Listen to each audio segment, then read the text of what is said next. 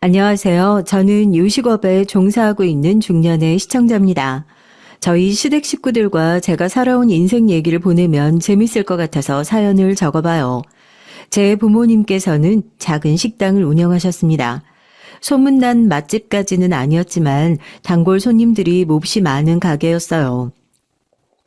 식당을 찾는 아저씨들이 하나같이 다들 저희 어머니 손맛이 최고라며 엄지를 치켜 세웠던 기억이 납니다. 같은 찌개, 같은 밑반찬이어도 이 집 음식은 맛이 다르다며 근처에 올 일이 없어도 일부러 생각나서 찾게 된다며 칭찬 일색이었죠. 한 번도 오지 않은 사람은 있어도 한 번만 온 사람은 없을 거다 말할 정도로 음식 맛에 자부심이 있었습니다.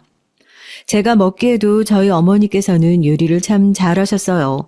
어머니께서는 언제나 요리를 하실 때 건성으로 간단하게 휙휙 만드는 것 같아 보였지만 완성된 요리를 먹어보면 맛이 달랐습니다. 어떻게 그렇게 요리를 잘하시냐 여쭤보면 어머니께서는 항상 요리는 타고나야 한다고 대답하셨거든요. 요리는 손맛이네 어쩌네 하지만 그런 거 다 필요 없고 혀가 좋아야 한다면서요. 어머니께서는 맛만 보시면 그 요리를 어떻게 만들었는지 귀신같이 다 알아맞히셨습니다. 그런 어머니 핏줄이라 그런지 저도 요리 솜씨가 꽤 괜찮은 편이었어요. 어렸을 적부터 식당 일 하시는 어머니 어깨너머로 많이 배우기도 했고요. 요리가 혀가 중요하다는 어머님 말씀을 어렸을 때 그저 그렇구나 정도로 이해하고 넘어갔지만 나이가 좀 들고 보니까 확실히 체감이 됐습니다. 여러분께서도 요리하시다가 맛을 봤는데 뭐가 살짝 부족한데 하는 생각 해보신 적 있으시죠? 그럴 때 요리 잘하는 사람들은 설탕을 더 넣어야 한다, 소금을 더 넣어야 한다, 감칠맛이 부족하다, 이런 식으로 척척 해결 방법이 나오잖아요. 그게 바로 혀의 중요성이에요. 요리에 감이 없고 맛을 봐도 잘 모르는 사람들은 분명 어딘가 부족하고 맛이 없긴 한데 뭘 어떻게 해결해야 할지 전혀 모르거든요. 저는 어머니의 혀를 닮아서 그런가 무슨 음식을 먹어도 얘는 마늘이 좀 더 많이 들어갔구나. 이 소스는 어떤 재료들로 만들었겠구나. 감이 딱딱 오더라고요. 아마 저희 부모님께서 자본금이 좀 있어서 식당을 크게 하셨으면 저 못지않게 성공하셨을 겁니다. 형편이 넉넉하지 않고 상황이 어려워서 그랬지 아무리 생각해도 어머니 요리 실력은 주변에서 쉽게 찾아볼 수 있는 수준이 아니었거든요. 지금도 어머니께는 참 감사한 마음뿐이에요. 제게 이런 능력을 물려주셨기에 장사를 시작할 수 있었으니까요. 글 서두에 말했듯 저는 요식업에 종사하고 있습니다. 전국에 체인점도 몇 개 두고 있고 인터넷으로 밀키트라는 것도 만들어 팔고 있어요. 밀키트라고 하면 나이 드신 분들께서는 좀 생소한 개념이실 수 있는데 쉽게 말해서 그냥 포장 판매를 전국을 대상으로 멀리까지 한다 생각하시면 됩니다. 재료를 비조리 상태로 포장해서 각 가정에서 직접 요리할 수 있게 택배로 판매를 하거든요. 요즘은 하도 인터넷이 발달하고 가게 홍보가 중요해서인지 웬만한 가게에서 이런 걸 다 하더라고요. 이걸로 나오는 매출도 꽤 크고요. 어찌됐든 운 좋게도 사업이 성공해서 지금은 자리를 잘 잡은 상태지만 처음부터 장사가 잘 됐던 건 아니었어요. 제가 처음으로 시작했던 장사는 트럭 장사였습니다. 트럭에서 떡볶이, 튀김, 오뎅 같은 분식을 만들어 파는 포장마차 장사요. 그때 제 나이가 30대 초반이었거든요. 저는 남편과 20대 초반의 어린 나이에 결혼을 했습니다. 남들보다 일찍 애 낳고 키우며 집에서 작은 회사 다니는 남편 뒷바라지하며 살았어요. 남편과 아들 맛있는 음식 해먹이는 게 제 인생의 낙이었거든요. 그런데 남편이 갑작스레 회사에서 정리해고를 당하고 생활비를 벌어올 사람이 없어지며 앞날이 막막해졌습니다. 처음에는 남편이 다른 회사로 취직 준비를 했었지만 쉽지가 않더라고요. 한참 구직 활동을 하다 실패하고 결국 저희 부부가 선택한 것은 트럭 장사였습니다. 남편의 퇴직금으로 장사를 할 만한 트럭을 하나 구매하고 분식을 팔기 시작했어요. 원래는 작은 식당을 하나 차려서 저희 부모님처럼 백반집 장사를 하고 싶었지만 가게 하나 차리는데 돈이 어마어마하게 들더라고요. 그래서 선택한 것이 트럭 장사였고 트럭에서 팔 만한 것이 기껏해야 뭐가 있겠어요. 거창한 음식을 팔 수는 없으니 어쩔 수 없이 분식이 된 것이었죠. 그래도 남들처럼 냉동식품 사서 튀기기만 하고 양념 사와서 대충 끓이기만 해서 장사를 하고 싶지는 않았습니다. 새벽부터 일어나 튀김, 속재료를 손질하고 모든 음식을 전부 수제로 만들었어요. 남편은 이런 거 누가 알아준다고 이렇게 고생을 사서 하냐 말했지만 저는 그런 남편에게 원래 장사는 이렇게 해야 하는 거다. 이렇게 하나하나 정성 들여 하다 보면 어느 순간 손님들이 알아보고 찾아주시는 거다 말했습니다. 어렸을 적부터 저희 어머니께서 그렇게 장사하시는 모습을 보고 자랐거든요. 부모님께서는 작은 밑반찬 하나 사오는 법 없이 하나부터 열까지 다 직접 만드셨어요. 가끔 보면 왜 저렇게까지 하나 싶을 정도로 고집스러웠지만 그게 부모님의 장사 철학이었습니다. 떡볶이 양념도 몇 번을 시도하고 실패하며 최상의 배합과 비법 재료를 넣어 제가 만들 수 있는 가장 최선의 맛으로 항상 찾아주시는 손님들께 실망을 끼쳐드리지 않기 위해 일정한 맛을 유지하기 위해 노력했어요. 처음에는 동네 꼬마들이 주된 손님들이었지만 입소문이 났는지 날이 갈수록 손님들이 늘어갔습니다. 바쁜 시간대에는 줄을 서서 음식을 사갈 정도로 장사가 잘 됐죠. 몇 시에 문을 여냐, 매일매일 여는 거냐, 트럭 장사하는 시간을 묻는 사람도 많아졌고 처음에는 아침 9시부터 저녁 9시 정도까지 12시간여만 하던 장사 시간을 늘려 거의 하루 종일 음식을 팔았어요. 비가 오나 눈이 오나 몸이 안 좋다 핑계대지 않고 장사를 했습니다. 처음 트럭 장사를 시작할 때까지만 해도 과연 이게 잘 될까 망하는 건 아니냐 걱정했던 남편도 차츰차츰 장사가 잘 되기 시작하자 더욱 열심히 참여를 하더라고요. 그렇게 고생고생해서 모은 돈으로 작은 가게를 하나 냈습니다. 남편은 제게 원래 백반집 같이 제대로 된 요리하는 식당을 하고 싶다고 하지 않았냐고. 당신 요리 실력 하나는 내가 보증하니까 이왕 가게 여는 거 분식집 말고 찌개집 같은 식당을 열어보는 게 어떠냐고 물었었죠. 하지만 저는 고개를 가로저었습니다. 한번 시작한 분식 끝장을 보겠다고요. 널린 게 백반집인데 이제 와서 백반집을 새로 열어봤자 손님들이 들여다보기나 하겠냐. 그에 비해 우리 분식 트럭은 어땠냐. 멀리서부터 찾아주시는 손님들이 얼마나 많이 계셨냐. 가게 연다고 하니까 위치 물어보고 시간 내서 꼭 찾아오시겠다 해주시는 분들도 많았다. 그런데 갑자기 백반집이라니 얼토당토 않은 소리다. 떡볶이랑 튀김이 대단한 요리는 아니지만 난 우리 음식에 자부심이 있다. 그렇게 분식집이 문을 열었고 감사하게도 가게 시작부터 많은 손님들이 찾아주셨습니다. 맛집 프로그램 같은 곳에도 몇 번 소개되고 어디서 소문이 났는지 전국 각지의 손님들이 몰려드는 탓에 가게 확장도 한번 하고 근처에 2호점도 열게 됐어요. 제 음식에 자부심이 있다 생각하긴 했지만 솔직히 좀 얼떨떨하기는 했거든요. 떡볶이랑 튀김, 김밥 같은 분식이 맛있다고 해서 엄청나게 특출난 맛을 내기는 어렵잖아요. 아마 멀리서부터 찾아주시는 분들은 맛 하나만 보고 오시는 것이 아니라 가성비와 우리 가게만의 특별한 무언가를 기대하고 찾아주시는 것이라 생각했습니다. 그럴수록 더 초심을 잃지 않고 기본에 충실하며 항상 제대로 된 음식을 내어드리기 위해 노력했어요. 재료에 돈 아끼지 않고 양 줄이지 않고 재활용하지 않고 기본적인 것이지만 속이려고 하면 속일 수 있는 것들, 저 스스로에게 거짓말하지 않고 장사 철칙을 지키며 눈코뜰 새 없이 바쁘게 일했습니다. 그렇게 일하다 보니 2호점, 3호점을 넘어 전국에 체인점을 내게 됐고 이제는 꽤나 유명한 분식 업체가 됐죠.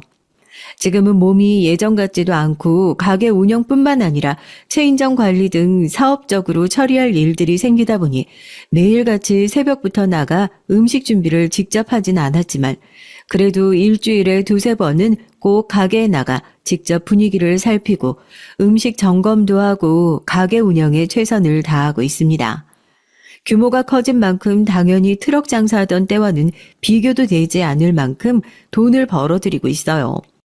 남편은 지금도 가끔씩 그때 당신이 트럭 장사를 하자는 말을 안 했으면 어쩔 뻔했냐며 내가 무슨 복이 있어 당신 같은 마누라를 만났는지 모르겠다고 고마워합니다. 남편 혼자 회사 다니며 돈 벌어오고 저는 집에서 한두 푼 아끼며 살림하던 때를 생각하면 정말 개천에서 용난격이죠. 양가 부모님께서도 용돈 쥐꼬리만큼 챙겨드리다가 지금은 생일이며 명절이며 몇백만 원씩 턱턱 쥐어드리고 가지고 싶은 것이 있으시다 하면 편하게 구매하시라 카드를 쥐어드릴 정도로 형편이 넉넉해졌습니다.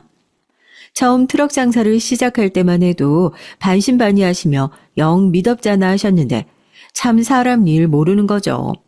특히 시부모님들께서는 더욱더 장사를 반대하셨거든요.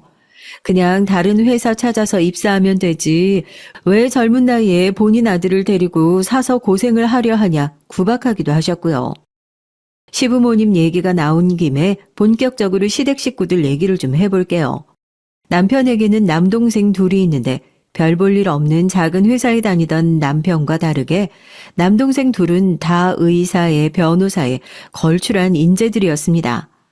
그래도 마냥 못난 형이라고 말할 수는 없는 게 남편이 어릴 적부터 동생들 뒷바라지를 하느라 고생 많이 했거든요. 시부모님께서는 시골에서 농사를 짓는 분들이셨고 남편은 중학교 졸업 후 고등학교도 들어가지 않고 바로 공장에 들어가 돈을 벌었습니다. 그러면서 부모님 농사도 돕고 동생들도 돌보고 그 시절 마지들이 대부분 그렇듯 본인 꿈을 펼치기보다는 가족들을 위해 희생을 한 거죠.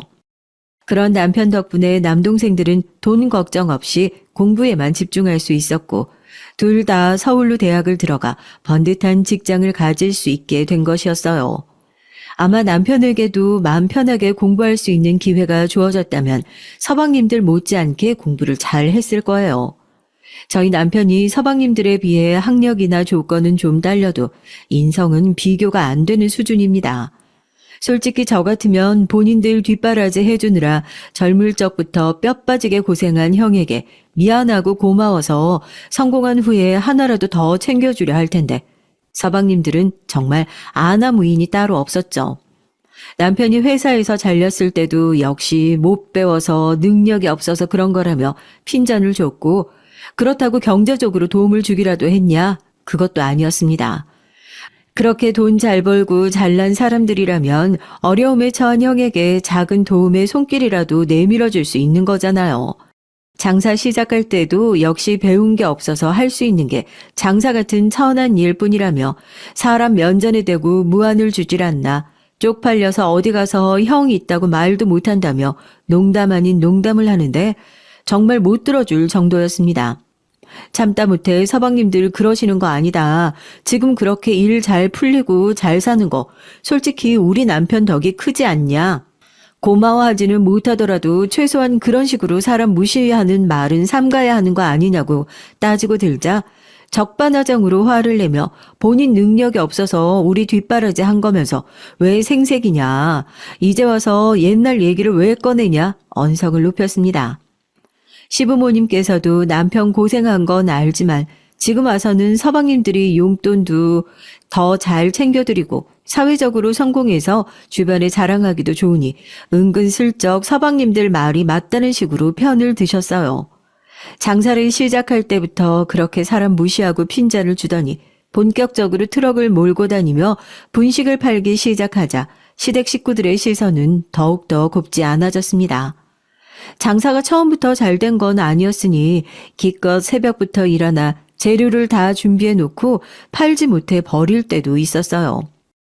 한 푼 한 푼이 아까운 상황에 재료가 몹시 아깝기는 했지만 내가 못 먹는 것은 손님들에게도 팔 수 없다고 생각하며 스스로에게 부끄러울 만한 짓은 하지 않았습니다. 그 과정에서 남편과 싸우기도 참 많이 싸웠습니다. 괜히 퇴직금만 땅바닥에 가져다 버리고 있는 것 아니냐. 이럴 시간에 다른 회사에 취업을 준비해야 하는 것이 아니냐. 이제라도 장사 접자 매일같이 우울하고 부정적인 얘기였고 시부모님과 서방님들도 마찬가지였습니다. 거봐라 그럴 줄 알았다. 무슨 장사 같은 걸 한다고 설치냐. 배운 게 없으니 몸이 고생한다며 매사에 사람을 무시했어요. 아까 남편이 중졸이라고 얘기했는데 저도 학력이 짧습니다. 고등학교를 졸업하고 바로 일을 하다 남편을 만나 결혼한 거거든요. 애초에 공부에 큰 뜻이 없었고 대학에 갈 만한 형편도 아니었어요. 저는 지금도 제가 고졸인 것이 부끄럽지 않고 어디 가서도 숨기지 않고 당당하게 말합니다. 고졸이어도 살면서 불편한 것 하나 없고 오히려 대학 나온 사람들보다도 돈 잘 벌고 잘만 삽니다. 고졸이라는 사실이 왜 부끄럽고 숨겨야 할 일인지 모르겠어요. 그렇지만 시댁 식구들에게는 그게 아니던 모양이었어요. 무슨 일만 생기면 역시 배운 게 없어서 그렇다며 사람을 개무시했으니까요. 큰 동서는 대학 교수였습니다. 큰 서방님과 선자리에서 만난 사이였고 집안도 잘 살고 유학도 다녀온 가방끈이 긴 여자였죠. 여러모로 저와는 비교되지 않는 여자였어요. 물론 조건만 따지자면요. 작은 동서도 마찬가지로 대학 교수였습니다. 큰 동서의 직장 동료인데 작은 서방님을 소개받아 결혼했다고 하더라고요. 작은 동서도 당연히 능력 좋고 학벌 좋고 집안도 좋은 여자였고 소위 말하는 끼리끼리였습니다. 결혼식도 휘황찬란한 식장에서 했고 예단도 눈이 뒤집어질 정도로 해왔다고 했어요. 전해 들은 것이 전부이게 자세히는 모르지만 저와 남편은 식도 올리지 않았고 당연히 예물이며 예단이며 그런 관습적인 것들은 아무것도 하지 않았어요. 작은 단칸방에서 결혼 생활을 시작했으니 말 다 했죠. 마음 한켠에서 조금 부러운 생각이 든 건 사실이었지만 애초에 저와는 사는 세계가 다른 사람들이란 생각을 했습니다. 트럭 장사가 조금씩 잘 되며 바빠지기 시작해서 그런 사소한 것에 신경 쓸 여력이 없기도 했고요. 아까 끼리끼리 만난다는 얘기를 했었죠. 물론 조건 좋은 사람들끼리 끼리끼리 만났다는 뜻이기도 했지만 다른 뜻도 있었어요. 큰 동서와 작은 동서 모두 서방님들처럼 인성이 글러먹은 여자들이었거든요. 어디서 그런 비슷한 성격의 신부감들을 잘도 찾아봤는지 몰라요. 처음 만난 자리에서부터 분식 장사를 하고 있다고 말하니 얼굴이 싹 굳으며 사람을 무시하더라고요. 본인 잘났다 생각하는 사람들은 어쩜 그리 하나같이 아나무인인지 모르겠습니다. 그러거나 말거나 무시받는 것에는 익숙했고 일일이 화내고 싶지도 않았어요. 그런 일에 감정 소모할 바에 장사에 집중하고 싶었거든요. 트럭 장사가 잘 되기 시작하면서 매일같이 새벽에 일어나 밤 늦게서야 장사를 마치고 집에 들어오는 날이 잦아졌는데 장사가 잘 되는 건 참 좋은 일이었지만 문제가 하나 있었습니다. 바로 아들이었어요. 당시 초등학생이던 아들을 맡길 곳이 없었거든요. 그렇지 않아도 어려운 형편의 학원이나 시설 같은 곳에 돈 주고 보낼 수도 없었고 시부모님께서는 멀리 사셨고요. 저희 부모님께서도 장사를 하시는 분들이었으니 아이를 맡길 수 없었습니다. 결국 마땅한 방법을 찾지 못해서 아이를 트럭 장사에 데리고 다녔습니다. 장사에 아이를 데리고 다니는 일이 쉽진 않았죠. 튀김기며 철판이며 자칫하다가는 크게 다칠 수 있는 위험한 것들 투성이었고 음식 파는 곳이니 청결도 신경 써야 하잖아요. 장사가 바쁠 땐 아이에게 신경을 기울일 수도 없었고 어린아이가 긴 시간 동안 가만히 한 곳에 앉아있기도 힘든 일이니 여러모로 정신이 없었습니다. 그래도 아들은 다른 아이들에 비하면 말도 잘 듣고 얌전한 편이었어요. 큰 말썽을 피운 적도 없었고 똘똘해서 손님들이 아들이냐 물어보고 귀엽다 칭찬도 해주고 자주 오시는 단골분들은 거스름돈을 애해주라며 용돈을 챙겨주시기도 했습니다. 그러던 어느 날이었어요. 그날도 평소와 마찬가지로 학교를 마치고 돌아온 아이를 데리고 나가 장사를 하고 있었는데 그날따라 손님이 너무 많아서 정신이 하나도 없었습니다. 평소 같으면 틈틈이 아이가 뭘 하고 있는지 위험한 짓은 하지 않는지 확인을 하는데 정신없이 일하다 보니까 아이를 신경 쓸 틈이 없었죠. 한바탕 손님들이 휘몰아쳤다가 겨우 숨 돌릴 틈이 생겨 그제서야 아들을 찾아 고개를 돌렸지만 아들은 트럭 주변 그 어디에서도 보이지 않았어요. 덜컥 불안한 마음이 들어 남편에게 트럭을 맡기고 아들을 찾아 주변을 뒤지기 시작했습니다. 그때 끼익하고 자동차 바퀴가 급하게 멈춰서는 소리와 뒤를 이어 남자가 고함을 치는 소리가 들려왔어요. 서둘러 그쪽으로 달려가자 골목길 앞에 선 자동차와 그 앞에 엎어져 있는 저희 아들이 있었습니다.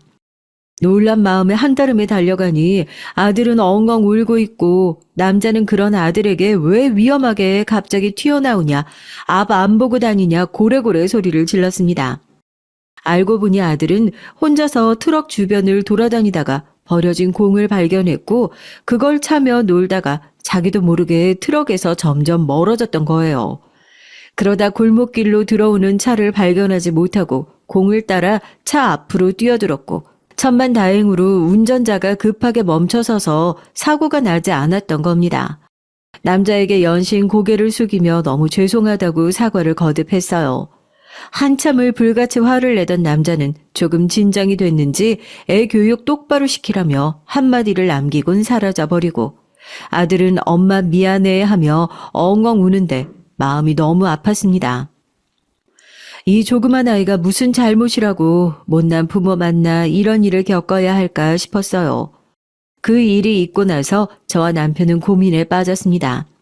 더 이상 장사하는 곳에 아이를 데리고 다닐 수 없다는 판단이 들었고 조금 무리를 해서라도 늦게까지 아이를 돌봐줄 수 있는 시설에 맡기든지 방법을 찾아야겠다는 생각이었죠.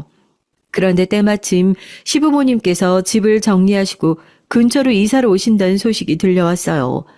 갑자기 왜 이사를 하시냐 했더니 서방님들이 집을 마련해 드렸다는 겁니다.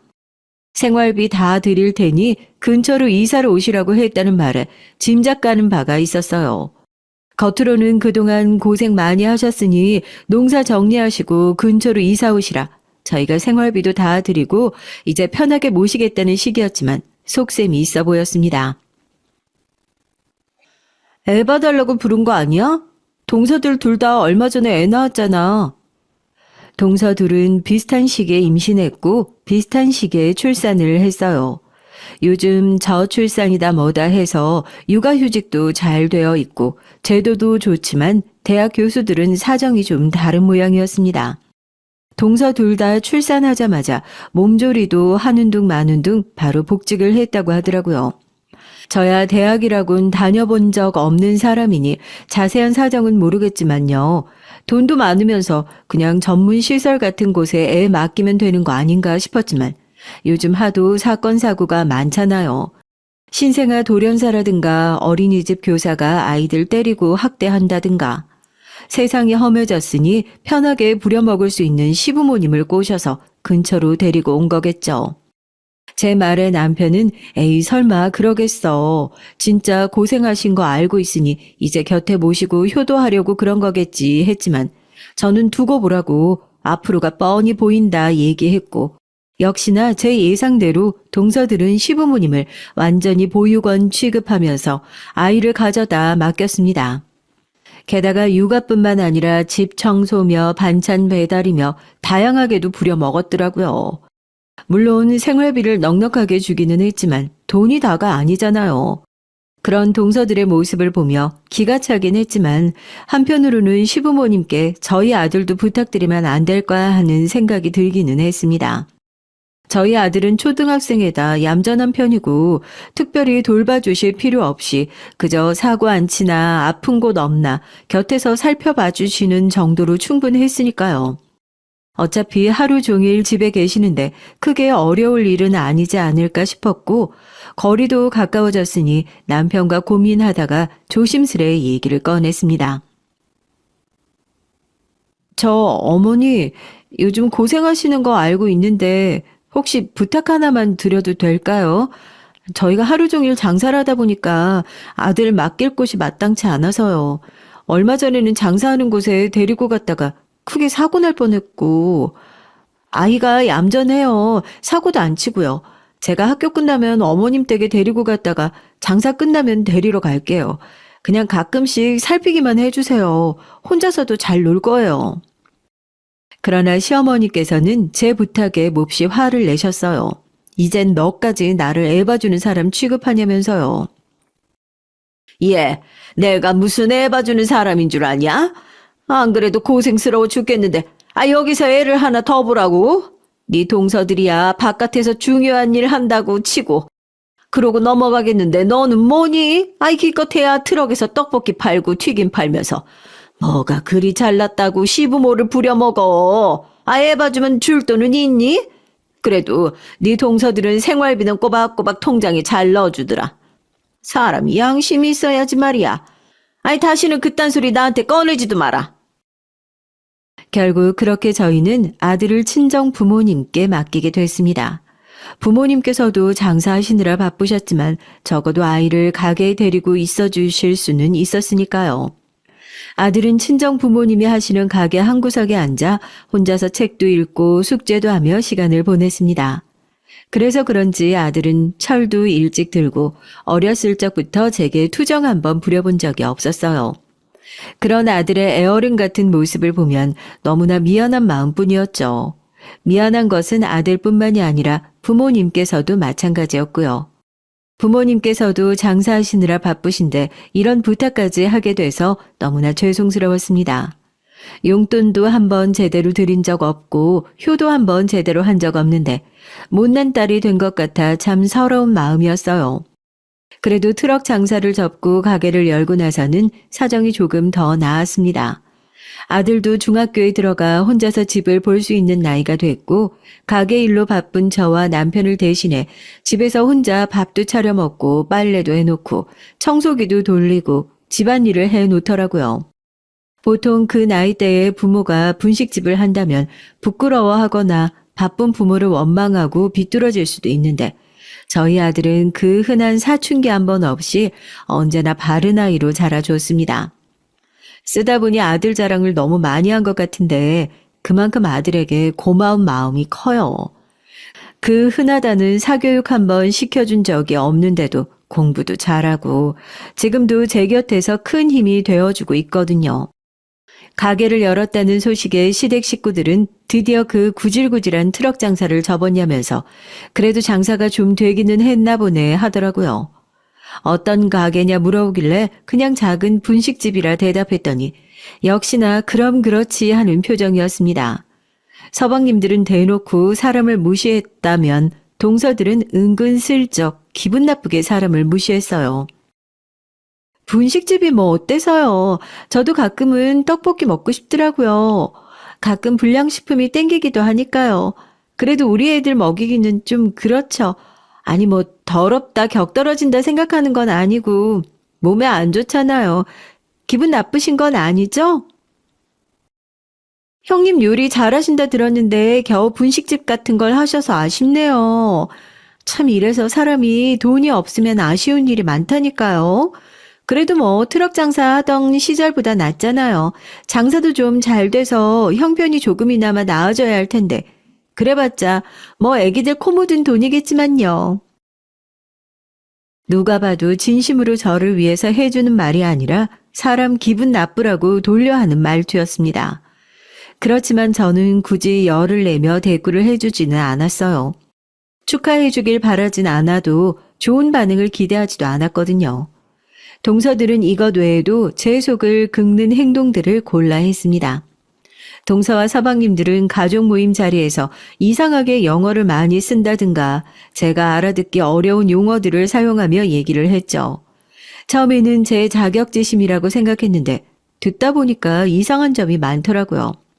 같은 일이 자꾸 반복되니 명백한 고의라고 느껴졌습니다.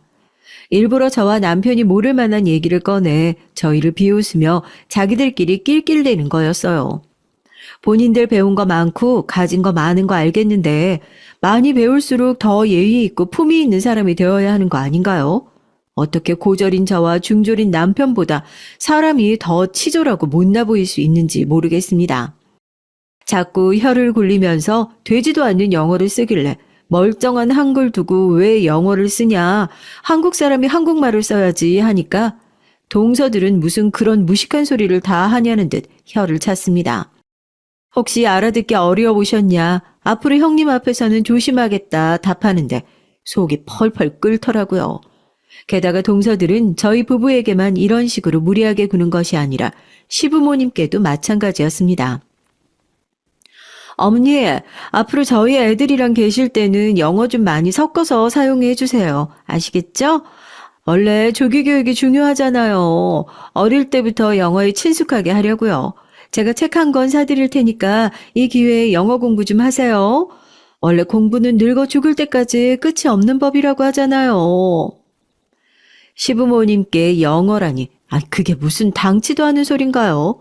안 그래도 애 봐주느라 허리가 휠 지경인 어머님께 영어책을 던져주며 되지도 않는 ABC를 외우게 하고 있으니 시부모님께서도 더 이상은 견디기 힘들어 보였습니다. 아무리 생활비를 많이 준다고 하더라도 동서들은 시부모님에 대한 존중도 전혀 없고 아랫사람 부리듯 부려먹기만 하니 결국 시어머니께서도 참지 못하고 동서들을 앉혀놓고 한 소리 하셨어요. 내가 지금까지는 너네 밖에 나가서 중요한 일 하고 바쁘다니 별말 안 하고 애들 다 봐줬다. 근데 내가 무슨 너희 밑에서 돈 받고 애 봐주는 사람인 줄 아니? 나 더 이상은 못 참겠다. 영어고 뭐고 도저히 못하겠으니까 이래라 저래라 시킬 거면 그냥 딴 사람 알아봐라. 더 이상 애들 못 본다. 시어머니 말씀에 동서들은 몹시 기분 나빠하며 손주 보시는 일이 그렇게 힘드시면 진작 말을 하시지 그랬냐. 생활비 꼬박꼬박 잘 타시고 생일이며 명절이며 용돈이랑 선물 잘만 받아가시길래 별 불만 없으신 줄 알았다며 그럼 이제 애들 다른 사람한테 맡기겠다. 그렇지 않아도 영어 잘하는 도우미를 붙여줄 참이었다며 대신 이제 애들 안 보시니까 생활비는 필요 없으시죠 하고 생활비를 뚝 끊어버렸어요. 결국 시부모님 생활비는 저희 몫이 됐습니다. 시어머니께서는 내가 겨우 이런 꼴을 보려고 평생 해온 농사 접고 고향 떠나왔냐며 신세한탄을 하시더라고요.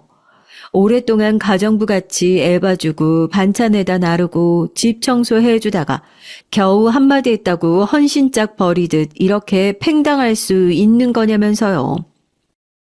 너희한텐 정말 미안하다. 그동안 내가 너무했지. 내가 돈에 눈이 멀었나 보다. 어렸을 적부터 큰애가 정말 고생 많이 했는데 그걸 왜 당연하다고만 생각했었는지. 이제 와서 사과한다고 마음이 풀리진 않겠지만은 앞으로라도 잘 지냈으면 좋겠구나.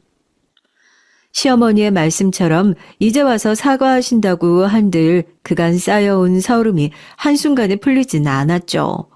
게다가 상황이 이렇게 되니 어쩔 수 없이 사과하신다는 생각이 들기도 했고요. 만약 동서들이 이런 식으로 시부모님을 푸대접하지 않았더라면 계속해서 저희를 무시하셨을 거라는 생각이 들었습니다. 그렇지만 뭐 어쩌겠어요.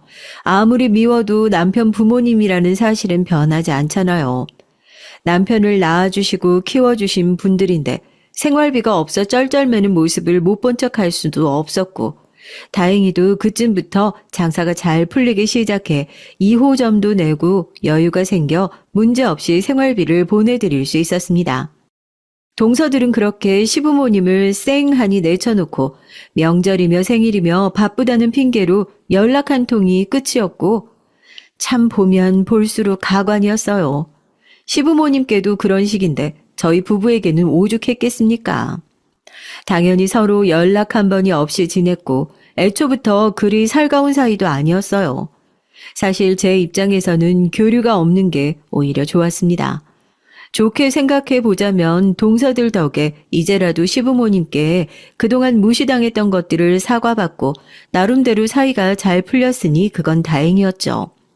그동안 무시받고 눈칫밥 먹으면서도 부모 자식 사이에 연을 끊을 수 없었으니 꼬박꼬박 시댁 찾아가느라 고역이었는데 이제 시부모님 챙기는 사람들이 저희밖에 없게 됐으니 마음은 편했습니다. 장사는 날이 갈수록 잘 풀려갔고 체인점도 내고 아까 말했던 인터넷 장사도 시작하게 됐어요. 인터넷 장사를 시작하게 된 데에는 아들의 도움이 컸습니다.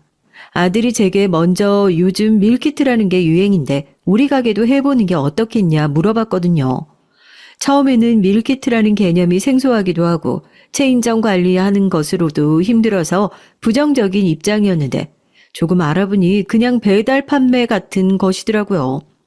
물론 시작하는 게 그리 쉬운 일은 아니었지만 자리 잡고 나니 거의 매장 판매량만큼 매출이 잘 나왔습니다. 그렇게 안팎으로 돈을 벌어대니 통장에 쌓이는 돈이 상상 초월이었어요. 남들은 돈 벌면 주식하고 여기저기 투자해서 돈을 굴린다고 하는데 저희는 그런 거 모르고 무식하게 장사만 해왔으니 그냥 돈이 벌리는 대로 건물만 샀습니다. 부동산도 잘 몰라서 비싸고 가격도 잘 안 떨어질 것 같은 강남에 상가 건물을 샀어요. 처음 건물 계약서를 쓸 때 참 기분이 이상하더라고요. 내가 진짜 이 건물 주인이라고 싶은 기분이었죠. 처음 트럭 장사 시작할 때 생각도 많이 났고요. 그렇게 건물이 세 채가 됐고 건물에서 나오는 월세만 해도 가게 여러 개 매출과 비슷할 정도입니다. 지금도 통장에 찍혀 있는 금액을 보면 얼떨떨해요. 돈은 아무리 벌어도 적응이 안 되더라고요. 시부모님께서는 가게가 잘 되고 있다는 사실은 아셨지만 이 정도로 성공했다는 사실은 모르셨습니다. 일부러 말씀드리지 않았거든요. 성공해서 돈이 많다는 사실을 알려드려봤자 사이가 나빠질 일만 생긴다고 생각했습니다. 용돈을 올려달라, 뭘 사달라, 어째라. 그냥 이대로가 좋다고 생각하고 이사를 간 일도 차를 바꾼 일도 전부 다 말씀드리지 않았어요. 시부모님께는 모든 것을 비밀로 했지만 친부모님께는 이 모든 과정을 다 말씀드렸습니다. 용돈도 드리고 집도 사드리고 모시고 좋은 곳에 가서 식사도 하고요. 부모님께서는 한사코 거절하셨지만 저는 예전부터 꼭 부모님께 집을 사드리고 싶었거든요. 부모님 가게 주변은 땅값이 비싼 번화가라 집을 사기 어려워서 멀리서부터 출퇴근을 하셨거든요. 물론 남편에게 조금 미안한 마음이 들기는 했습니다만 그렇지만 남편은 전혀 미안해할 필요가 없다며 애초에 이렇게 성공한 것도 다 당신 덕분이고 그동안 장인어른 장모님께서 아이도 봐주시고 많이 도움을 주셨으니 보답해 드리는 게 당연한 거다 말해줬습니다. 그래도 세상에 영원한 비밀은 없다고 시부모님께서도 저희가 돈방석에 올랐다는 사실을 얼마 지나지 않아 알게 되셨어요.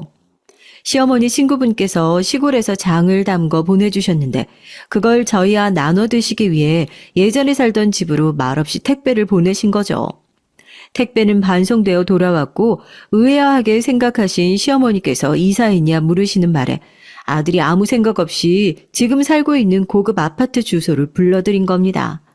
결국 시부모님께 자초지종을 설명하고 강남에 건물만 세 채가 있다. 저희도 이렇게까지 성공할 줄은 몰랐다고 말씀드리니 시부모님께서도 몹시 놀라신 눈치였어요. 사람이 뭐든 한 우물을 파면 성공하는 법이라고. 그나가 너를 처음 봤을 때부터 뭐라도 할 애인 줄은 알았다. 너희가 뭘 걱정해서 우리한테 그 사실을 숨겼는지 알겠는데. 근데 우리 너희한테 손 안 벌린다. 그런 일 겪어보니 알겠더라. 사람이 돈이야 다가 아니라는 거를. 지금처럼 자주 얼굴 보고 밥 먹고 안부 주고받는 걸로 충분하다.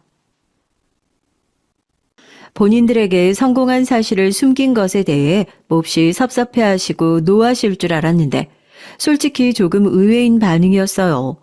동서들과 그런 일들을 겪으면서 정말 많이 변하시긴 했구나 싶었습니다. 그렇게 그 뒤로 예전과 크게 달라진 것 없이 평화로운 일상을 보냈죠. 물론 시부모님께서 요구하시진 않으셨어도 용돈은 넉넉하게 드렸습니다. 그러던 어느 날 큰 동서에게서 아주 오랜만에 연락이 왔어요. 얼마 후면 시어머니 생신인데 오랜만에 가족 다 같이 모여서 식사를 하면 좋겠다고요. 그동안 생신이고 뭐고 나 몰라라 연락 한 통 없더니 이제 와서 갑자기 무슨 식사인가 싶었지만 일단 알겠다고 대답했어요. 장소는 고급 일식당이었고 아들 남편과 함께 약속 장소로 향했습니다. 사실 저는 평소에 그렇게 회를 좋아하질 않아요. 옛날에 날것을 먹고 크게 체한 적이 있었거든요.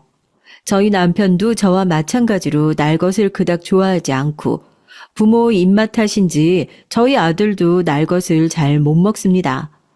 돈은 많이 벌었어도 저와 남편은 여전히 고급 식당보다는 동네 가게에서 먹는 삼겹살에 소주가 제일 좋더라고요. 그래서 뭐 여러모로 고급 일식당은 그리 달가운 장소가 아니었지만 본인들이 불렀으니 본인들이 사겠지 싶어서 크게 토를 달지 않고 나갔습니다. 잘 지내셨어요? 그간 너무 바빠서 저희가 연락을 못 드렸네요. 생신 축하드려요, 어머님. 오랜만에 만난 동서들은 뻔뻔하게도 살랑살랑 웃으며 시어머니 비위를 맞추더라고요. 딱 봐도 분명 뭔가 검은 속내가 있구나 싶었습니다. 역시나 식사가 조금 진행되니 근황 얘기를 하던 큰 동서가 본론을 꺼냈어요. 본인들이 이번 명절에 부부 동반으로 해외여행을 가는데 아이를 데리고 가기가 좀 어려운 장소라 어차피 명절에 집에만 계실 테니 애들 좀 봐달라면서요. 그러면서 봉투에 용돈을 넣어가지고 내미는데 참 보면서도 어이가 없더라고요. 시어머니께서는 당연히 표정이 굳어지셨고 시아버지도 기분이 상하신 듯 헛기침을 하셨습니다. 결국 자리 분위기는 순식간에 급속도로 싸해졌고 괜히 별 말 얹고 싶지 않아 얌전히 밥만 먹고 있었죠. 엄마, 나 먹을 수 있는 게 하나도 없어. 그런데 옆에 앉아있던 아이가 조심스레 제게 말을 걸어오더라고요. 아들 말에 식탁을 내려다보니 온통 회에 날 것뿐이었습니다. 저랑 남편은 입맛에 안 맞아도 대충 집어먹고 말았는데 여기까지 와서 아들을 쫄쫄 굶길 수가 없었어요.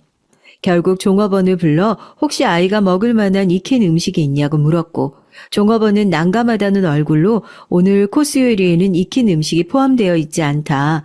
기껏해야 계란찜 정도다 답했습니다.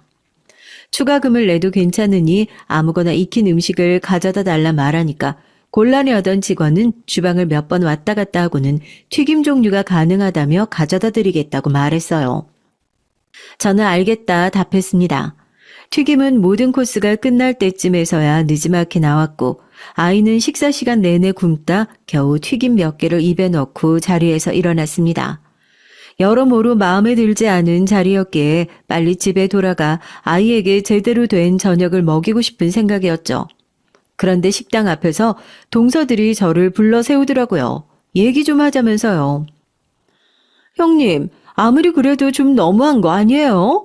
이런 고급 식당 안 와보신 건 알겠는데 같이 앉아있는 사람 생각도 하셔야죠. 왜 그렇게 촌티를 내세요? 이래서 형님은 그냥 안 부르려고 했는데 이럴 때 아니면 언제 이런 곳 와보시나 싶어 불러드렸더니 참나. 원래 이런 이 식당에서는 다 고급 요리만 파는 거예요. 여기까지 와서 구질구질하게 튀김을 먹어야겠어요? 그리고 돈도 없으면서 왜 맘대로 추가 주문을 해요? 여기 요리가 하나에 얼마짜린 줄이나 알아요? 얻어먹는 게 몸에 배어 있어서 그런가? 가족들이 단체로 궁상이야. 거지 새끼들도 아니고. 부모 닮아서 아들도 염치가 없는 건지 아무리 못 배워도 그렇지 천박해 죽겠어. 상종을 못하겠다니까 진짜. 제가 추가 주문을 하고 계산을 안 한 건 잘못이긴 하지만 비싸봤자 요리 하나가 얼마나 하겠어요. 그것만 쏙 골라서 계산을 하는 것도 애매하고요. 애초에 본인들이 먼저 식사하자고 부른 자리고 식당을 같이 고른 것도 아니니 이 정도쯤 이해하리라고 생각했죠. 게다가 평소에 그렇게 본인들 돈 많다 자랑질을 했으면서 겨우 요리 하나에 저렇게까지 화를 낼 줄은 몰랐습니다. 그리고 제 행동을 다시 돌이켜봐도 부끄럽게 느껴질 정도로 진상짓을 한 것 같지도 않았고요. 그런데 면전에 대고 거지 새끼니 천박하다느니 쌍욕이나 다름없는 말을 들으니까 말문이 턱 막히더라고요. 그렇게 잠시간의 침묵이 흐르던 찰나 갑자기 시아버지의 웃음소리가 들려왔습니다. 식사를 마치고 담배를 피러 나오셨던 시아버지께서 우연히 저와 동서들의 대화를 엿들으셨던 모양이었어요. 아주 박장대소를 하시는 모습에 동서들은 모두 영문을 모르겠다는 표정으로 시아버님을 바라봤습니다. 군뱅이 앞에서 주름 잡는다더니 딱 그 꼴이구만. 제 강남의 건물만 세 채야. 너네가 아무리 돈 잘 번다고 날고 기어도 큰아가 발톱 때만큼도 못 따라온다고. 뭐 그리 잘났다고 유세야 유세는. 까불지들 마라. 네? 아버님 그게 무슨 말씀이세요? 강남에 건물이 세 채라뇨. 동네에서 분식집 장사하시는 사람이 무슨 수로 강남에 건물을 사요? 네 형님 타고 온 차를 봐라. 저게 동네 분식집 장사하는 사람이 타는 차로 보이냐? 그나가 가게 전국에 체인점이 몇 갠데 모르긴 몰라도 너네들보다 몇백 배는 돈 많이 벌 거다. 시아버님이 가리킨 쪽에는 저희가 타고 온 차가 있었어요. 아까 차를 바꿨다고 말씀드렸죠. 솔직히 저는 차 브랜드도 잘 모르고 차에 돈 많이 쓰는 게 이해가 잘 안 되긴 하지만 남편이 고집을 부려 몇 억 나가는 고급 승용차를 샀거든요. 동서들은 그제서야 차를 발견했는지 믿기지 않는다는 얼굴로 저와 차를 번갈아 쳐다봤습니다. 자, 여기 카드. 동서가 산다고 해서 이 정도 푼돈은 그냥 낼 줄 알고 계산 안 한 거였는데 그렇게 사정이 어려운 줄 몰랐네. 겨우 이 정도 돈 가지고 벌벌 떠는 걸 보니까 여행 준비하느라고 돈을 많이 썼나 봐. 이걸로 여행 가서 돈 좀 써. 옷도 사 입고. 그렇게 좋아하는 고급 요리 많이 사 먹고. 난 돈 많이 벌어도 이런 것보다 삼겹살이 더 맛있더라고. 누구 말대로 입맛이 천박해서 그런 건지 뭔지. 그리고 말이 나와서 말인데 우리 시어머니 귀찮게 하지 말고 도우미 고용해. 영어 잘하는 도우미 쓴다더니 막상 쓰려니까 돈이 좀 부족해? 이 카드로 명절에 애들 봐줄 사람 데려오든가. 장사 잘 되는 거 괜히 말했다가 거지 새끼들처럼 돈 빌려달라 뭐 해달라 달려들까봐 그냥 말 안 하고 있었는데 뭐 이미 알게 됐으니까 좀 도와줄게. 가족 좋다는 게 뭐야. 부담 갖지 말고 써. 난도구들처럼 돈 많다고 자랑해놓고 요리 하나에 쩔쩔매지는 않으니까. 그렇게 동서 얼굴에 카드를 확 던져버리고 차에 올라탔습니다. 속에 쌓아뒀던 얘기들을 쏟아내고 나니 속이 너무나 시원하더라고요. 동서가 차 앞까지 달려들어 창문을 신경질적으로 두드려 댔지만 그대로 쌩 출발해버렸습니다. 집에 돌아가 남편과 아이와 함께 삼겹살을 구워 먹었죠. 속이 시원하니 밥맛도 참 좋더라고요. 몇십 배는 더 비싼 일식당에서 먹었던 밥과는 비교가 안 됐습니다. 그날 이후로 동서들과 서방님들에게 연락이 참 많이도 왔어요. 그 분식집이 진짜 형님 거냐? 어떻게 지금까지 우리한테 말 한마디 안 했냐?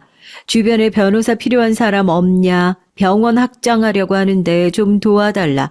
다시 생각해도 어떻게 사람 탈을 뒤집어 쓰고 저렇게 뻔뻔할 수 있는지 싶은 얘기들이었죠. 당연히 더 이상 들어줄 필요가 없다고 생각해 전부 다 차단해 버렸습니다. 시부모님께서도 그날 식사 이후로 완전히 정을 떼셨는지 손주고 아들이고 다 보기 싫다고 딱 선을 그으시더라고요.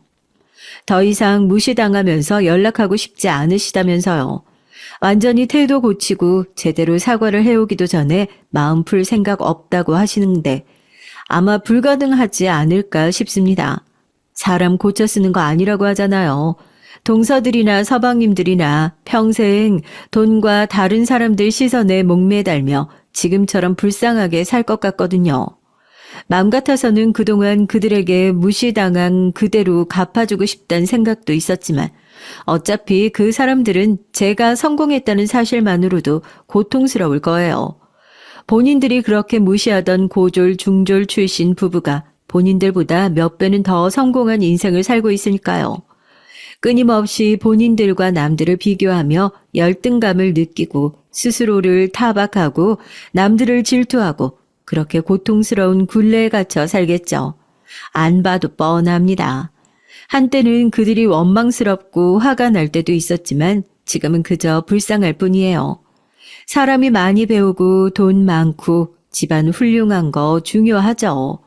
그렇지만 그 무엇보다도 중요한 것은 본인의 마음가짐이라고 생각합니다. 아무리 돈이 많고 남들이 보기에 행복한 일생을 살고 있어도 동서들과 서방님들처럼 끊임없이 남들 시선을 의식하고 타인과 본인을 비교하며 살아가면 행복할래야 행복할 수가 없겠죠. 그런 면에서 저와 남편은 남들이 보기에 어느 정도 성공한 지금이나 트럭 장사를 하던 시절이나 크게 변하지 않은 것 같아요. 솔직히 아직도 매일 아침 눈을 뜰 때마다 성공이 실감나지 않을 때가 많습니다. 이렇게 좋은 집에서 좋은 차를 타고 좋은 것을 입고 좋은 것을 먹고 내 손으로 일궈낸 사업이지만 어떻게 이 자리까지 오게 됐는지 참 신기할 따름이에요. 친정 부모님, 시부모님 모두 연세에 비해 정정하시고 아픈 곳 없이 건강하시고 남편과도 사이가 좋고 아들도 문제없이 무럭무럭 잘 자라고 있으니 이제야 삶의 안정기에 접어든 것 같습니다. 그동안 장사하면서 참 무시도 많이 받고 어려운 일도 많았었는데 매일매일 눈앞에 있는 일들에 집중하며 하나씩 헤쳐오다 보니까 이 자리까지 온 것 같네요. 노력도 많이 했지만 운도 참 좋았던 것 같고요. 모든 일들이 시기에 딱딱 맞게 잘 풀렸고 중간에 큰 위기 없이 사업이 성공했으니까요. 그리고 무엇보다도 지금의 성공은 저희 가게를 찾아주신 수많은 손님들 덕분이죠. 세상에 수많은 분식집이 있는데 제가 뭐 그리 잘나서 성공할 수 있었겠어요. 지금도 트럭 장사하던 시절에 멀리서부터 찾아주셨던 단골 손님들 얼굴이 하나하나 다 기억이 납니다. 그런 분들이 계셨기에 지금 이 자리까지 올라올 수 있었던 것 같아요. 앞으로도 초심 잃지 않고 남들이 뭐라 하든 휘둘리지 않고 제 갈 길을 가고 싶습니다. 이렇게 글을 쓰고 나니까 그동안 살아온 제 인생을 되돌아보는 것 같아서 허심탄회한 기분이네요. 남부럽지 않게 살아오려고 노력했고 앞으로도 그럴 겁니다. 지금껏 앞만 보고 달려왔는데 이제는 한풀 접고 좀 천천히 살아보려고 해요. 부모님 모시고 좋은 곳도 다니고 아들이 더 커서 독립하기 전에 시간도 같이 많이 보내고요. 장사에 너무 집중하느라 제 가족들을 돌볼 시간이 많이 없었던 것 같았거든요. 여러분께서도 이제까지 앞만 보고 달려오셨다면 한 번쯤은 마음을 좀 내려놓고 여유를 가져보면 좋을 것 같네요. 지금까지 살아온 인생을 쭉 한번 돌아보시며 마음의 안정을 취한다면 또 어떤 깨달음과 새로운 변화가 있을지 모르잖아요. 긴 얘기 들어주셔서 감사하고 이만 줄이겠습니다. 안녕하세요. 저는 3남매의 아버지입니다. 벌써 환갑이 지난 지 한참이 지났지만 저는 아직도 제가 60대라는 사실에 낯설기만 하네요. 그도 그럴 것이 제가 최근에서야 세월이 이렇게 훌쩍 지나버렸다는 사실을 깨달았습니다. 품 안의 자식이라고 저는 아직도 제 자식들이 책가방 메고 학교에 들어가던 모습이 생생한데 어느새 이렇게 시간이 지났는지 모르겠어요. 저도 젊었을 땐 몰랐습니다. 제가 이렇게 금방 늙은이가 되어버릴 거라곤 말이죠. 제 젊은 시절은 보통의 사람들과 다르면 좀 달랐습니다. 35살의 이른 나이에 사랑하던 아내를 갑작스레 잃고 홀로 3남매를 키웠거든요. 그 세월도 벌써 30년이 다 되어가네요. 9살, 8살, 7살, 아내가 갑작스러운 교통사고로 세상을 떠났을 때 제 아이들의 나이입니다. 저는 그날의 기억이 아주 생생해요. 당시에 저는 조선소에서 일하던 배관공이었습니다. 동네에서 꽤 알아주는 실업계 고등학교에 다니던 저는 뭐든 나중에 도움이 될 만한 자격증이란 자격증은 다 땄어요. 그 덕분에 졸업하기도 전에 조선소에 취직이 됐죠. 용접을 잘하다 보니 자연스레 배관공들 밑에서 보조를 했습니다. 그런데 배관이라는 게 배우면 배울수록 재밌더라고요. 그래서 저는 조선소에서 일하면서 공부를 병행해 곧바로 배관 기능사 자격증까지 땄습니다. 일찌감치 기술을 배워 일한 덕분에 돈은 금방 모았죠. 그러다 보니 주변에서는 장가를 가라고 난리였습니다. 그때까지만 해도 조선업이 워낙 성업일 때라 여자를 소개시켜주겠다는 맞선자리가 줄을 섰어요. 이렇게 말하면 아내가 하늘나라에서 서운해할 수도 있지만 사실 저는 총각 시절 맞선을 정말 많이 봤거든요. 못해도 100번은 넘게 봤을 거예요. 하루라도 빨리 장가가고 싶은 마음에 들어오는 대로 선을 봤지만 영 마음에 드는 여자를 찾지 못했습니다. 그런데 제 아내를 본 순간 저는 한눈에 뿅 가고 말았죠. 아내가 다방을 걸어 들어오는데 아내의 뒤로 후광이 보이더라고요. 그 순간 저는 아내를 보자마자 어떻게든 저 여자와 결혼해야겠다 생각뿐이었습니다. 몇 개월 동안 데이트를 하며 저는 쉬지 않고 아내에게 구애를 했어요. 결혼하자고요. 당시에 세상 물정이라고는 모르던 23 꽃다운 나이의 아내는 결국 제게 넘어왔죠. 그렇게 저희는 부부가 됐습니다. 아들, 딸, 아들, 황금 비율로 3남매를 낳은 저희 부부는 금술이 너무 좋았어요. 그러니 연년생으로 셋을 연달아 낳을 수 있었던 거겠지만요. 그때까지만 해도 제 인생은 장밋빛이라고 생각했습니다. 그런데 저희 부부 사이가 너무 좋아 하늘이 질투했던 걸까요? 행복했던 제 인생을 산산조각 내는 사고가 있었습니다. 제 아내는 첫째, 둘째를 학교에 데려다 주고 막내와 함께 집으로 돌아오던 중 교통사고를 당했어요.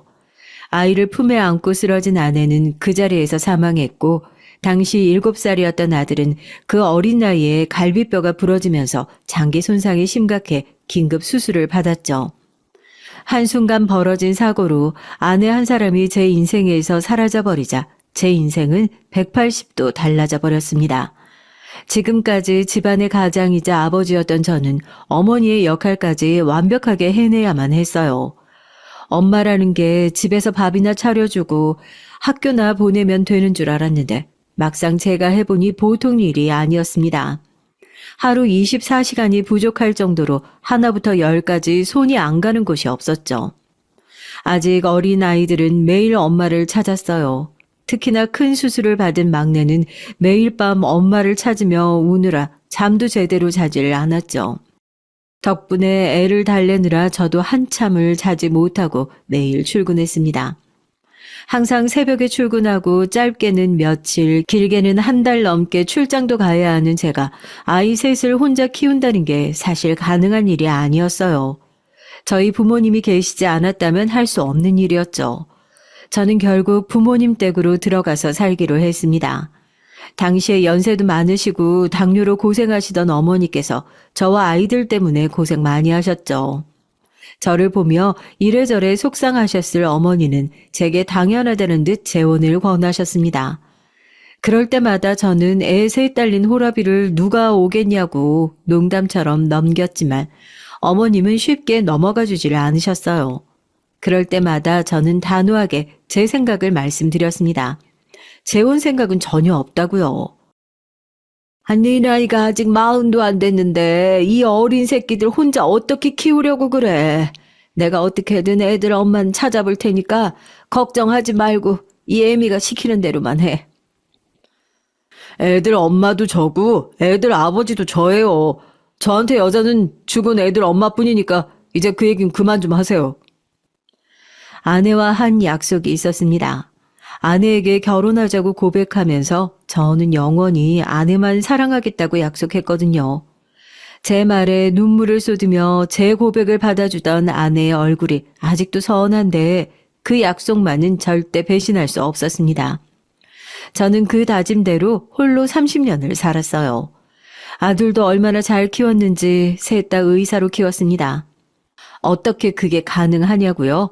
제 자랑 같지만 사실 저도 어릴 때부터 머리 하나는 기똥차게 좋았거든요. 그랬으니 그 많은 자격증도 척척 따냈죠. 아이들은 누구 하나 빠지는 거 없이 셋 다 공부를 잘했습니다. 특별히 학원 다니거나 과외 한번 해준 적 없는데 중고등학교 내내 셋 다 전교 1, 2등을 놓치지 않았어요.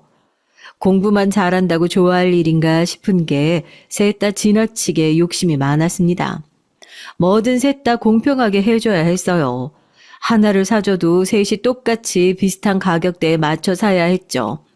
정말 사소한 것까지 셈을 내고 욕심을 부렸어요. 반찬도 제 마음대로 해줄 수가 없었죠. 이게 뭐예요? 고등어랑 어묵? 콩나물국까지 다 나 싫어하는 거고 둘째만 좋아하는 반찬이잖아요. 저는 오늘 꼭 고기 먹고 싶다고요. 오늘 둘째가 아침부터 감기 기운이 있어서 아침밥도 거르고 학교 갔다 왔어. 오늘은 동생이 아프니까 우리 장남이 이해 좀 해. 내일은 아버지가 꼭 고기 반찬 해줄게. 자식이 셋이나 되니 일주일 내내 공평하게 반찬이며 간식까지 해대느라 아주 등골이 회었습니다. 저희 부모님은 어떻게 셋이나 되는 자식들 비위를 다 맞추겠냐. 그러다가 제가 병든다며 걱정하셨지만 전 괜찮았어요. 제가 돈이 많아 부족한 거 없이 뭐든 풍족하게 다 해주는 것도 아니었고 그렇다고 살뜰하게 챙길 엄마도 없는데 이 정도는 해줘야 한다고 생각했습니다. 그래서 항상 그렇게 서로 앉으려고 경쟁하듯 지내더니 남들은 한 집에 한 명 나오기도 힘들다는 의사가 저희 집에선 셋이나 나온 거죠. 큰아들이 서울에 있는 의대에 합격하자마자 둘째는 당연히 오빠보다 좋은 의대를 목표로 공부를 하더라고요. 셋째도 마찬가지였고요.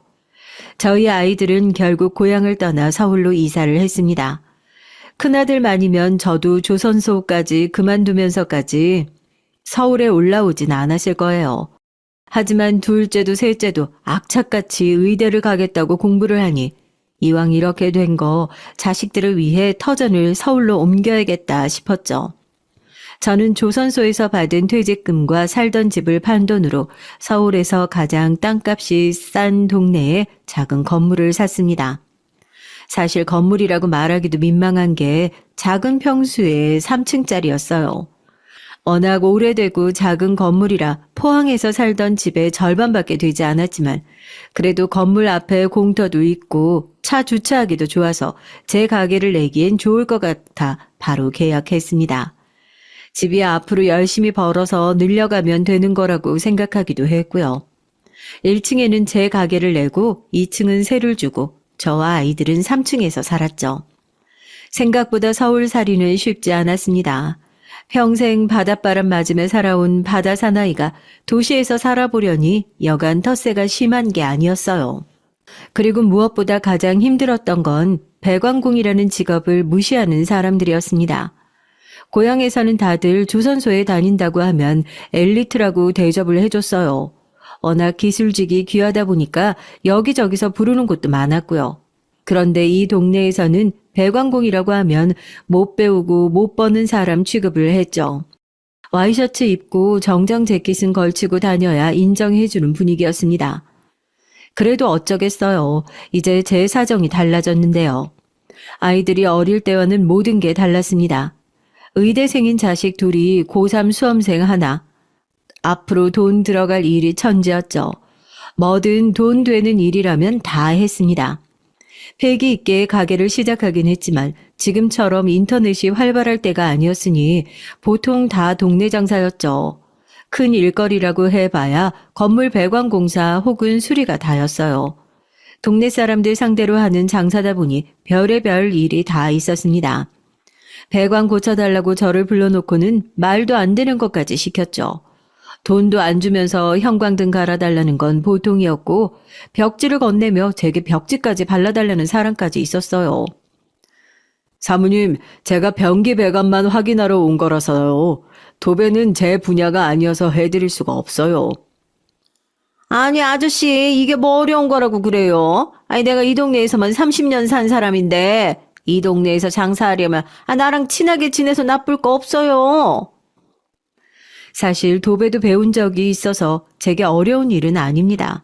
하지만 배관공사만 해도 반나절은 넘게 해야 하는 일인데 비용도 받지 못하는 도배일까지 해준다는 건 쉬운 일이 아니었어요.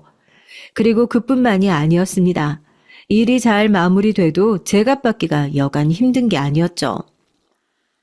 아니 지금은 물이 잘 내려가긴 하는데 혹시나 또 막히면 아저씨한테 전화할 테니까 추가 비용 받지 말고 AS 확실히 해주셔야 돼요. 문제 있으면 언제든지 전화 주세요. 제가 출장비 저렴하게 해드릴게요. 사실 기술직이라는 게 부품 가격이야 남는 거라고는 없고 출장비로 먹고 사는 일입니다. 제 기술과 시간을 파는 일이니까요. 그런데 다들 한 동네 사는 사람들이다 보니 제값 주고 일을 시킬 생각이 애초에 없었죠. 한 동네 이웃끼리 뭘 그렇게까지 다 받냐는 식이었습니다. 출장비요? 아이고, AS는 출장비 안 받고 해주는 거죠. 동네 장사 그렇게 하시면 안 돼요. 그리고 나가면서 이 쓰레기 좀 건물 앞에 버려주고 가요. 제가요? 아니 나가는 길에 버리기만 하면 되는데 아저씨는 왜 그렇게 말이 많아요? 일을 마치고 나가는 길에 음식물 쓰레기에 재활용까지 버려달라고 하는 건 허다했고 어떨 때는 일을 다 시켜놓고 현금이 없다며 말도 안 되는 가격으로 깎는 경우도 많았습니다. 요즘처럼 핸드폰으로 1초면 입금할 수 있는 시대가 와서 얼마나 다행인 줄 몰라요. 언제부터는 아예 배관 공사뿐만이 아니라 제가 할 수 있는 일은 다 했습니다. 아예 가게를 철물점처럼 차려놓고 도배니 용접이니 돈 되는 일이라면 다 했죠. 가게 앞에 전화번호를 걸어놓고 하루 24시간 내내 전화만 오면 바로 달려가 굳은 일도 마다 않고 열심히 했습니다. 제가 쉬지 않고 일하는 이유는 당연히 딱 하나였죠. 자식들 생각해서 무슨 일이 있어도 꾹 참았습니다. 우리 장한 의대생 3남매 키우느라고요. 의대 학비가 얼마나 비싼 줄 아시죠? 연 등록금이 한 명당 1,000만 원 가까이예요. 셋 다 의사 만드는 데만 1억이 우습게 들어갔습니다. 저는 그 돈 하나도 아깝지 않았어요. 애들 공부하는 거에 비하면 사실 제가 하는 일은 일도 아니었죠. 매일 병원에서 먹고 자느라 씻을 시간도 없어서 항상 머리는 거푸집을 하고 다니는 모습만 봐도 안쓰러웠고, 쉬는 날 집에 와서도 공부하느라 잠도 제대로 못 자는 모습 보면 가슴이 미어졌습니다. 그러던 어느 날이었습니다. 집에 큰일이 또 한 번 생겼어요. 제게는 남동생이 하나 있습니다. 하나밖에 없는 동생이었지만 부모님 돌아가시고 몇 년 동안 아예 연락도 끊고 왕래도 안 하고 지냈어요.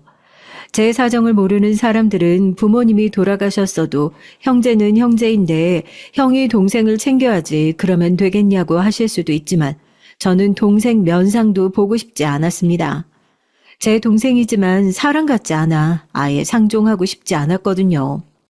그런데 그런 동생이 어떻게 알고 서울 제 가게까지 찾아왔더군요. 동생은 어릴 때부터 사고뭉치였습니다. 이웃에 사시는 어른들 말씀으로는 제 동생이 집집마다 안 깨트린 장독대가 없을 정도라고 할 정도로 동네에서는 유명한 사고뭉치였죠. 자라면서도 공부할 생각은 안 하고 매일 불량한 친구들이랑 어울려 다니기만 했어요. 부모님은 걱정이 이만저만 아니셨습니다. 제가 기술 배워 조선소에서 일하는 동안 동생은 군대를 다녀왔는데 제대한 지 한참 지나서도 일자리를 구하지 못해 여기저기 기웃거리기만 했죠. 그런데 원체 불량한 인간들하고만 어울려 다니던 버릇을 못 버리고는 어디서 깡패 같은 녀석들과 어울려 다니더니 결국은 직업 한 번 가진 적 없이 사고만 치고 다녔습니다. 경찰서에서도 여러 번 연락이 와서 제가 빼온 게 한두 번이 아니었죠. 저도 아내 죽고 아이들 키우느라 정신이 없어서 동생은 신경 쓸 겨를도 없었어요. 사실 괜히 신경 써봐야 챙겨야 할 일만 하나 더 늘어나는 격이니 일부러 모른 척하고 살았죠. 어머님이 돌아가셨을 때 동생 녀석은 연락도 안 됐고요.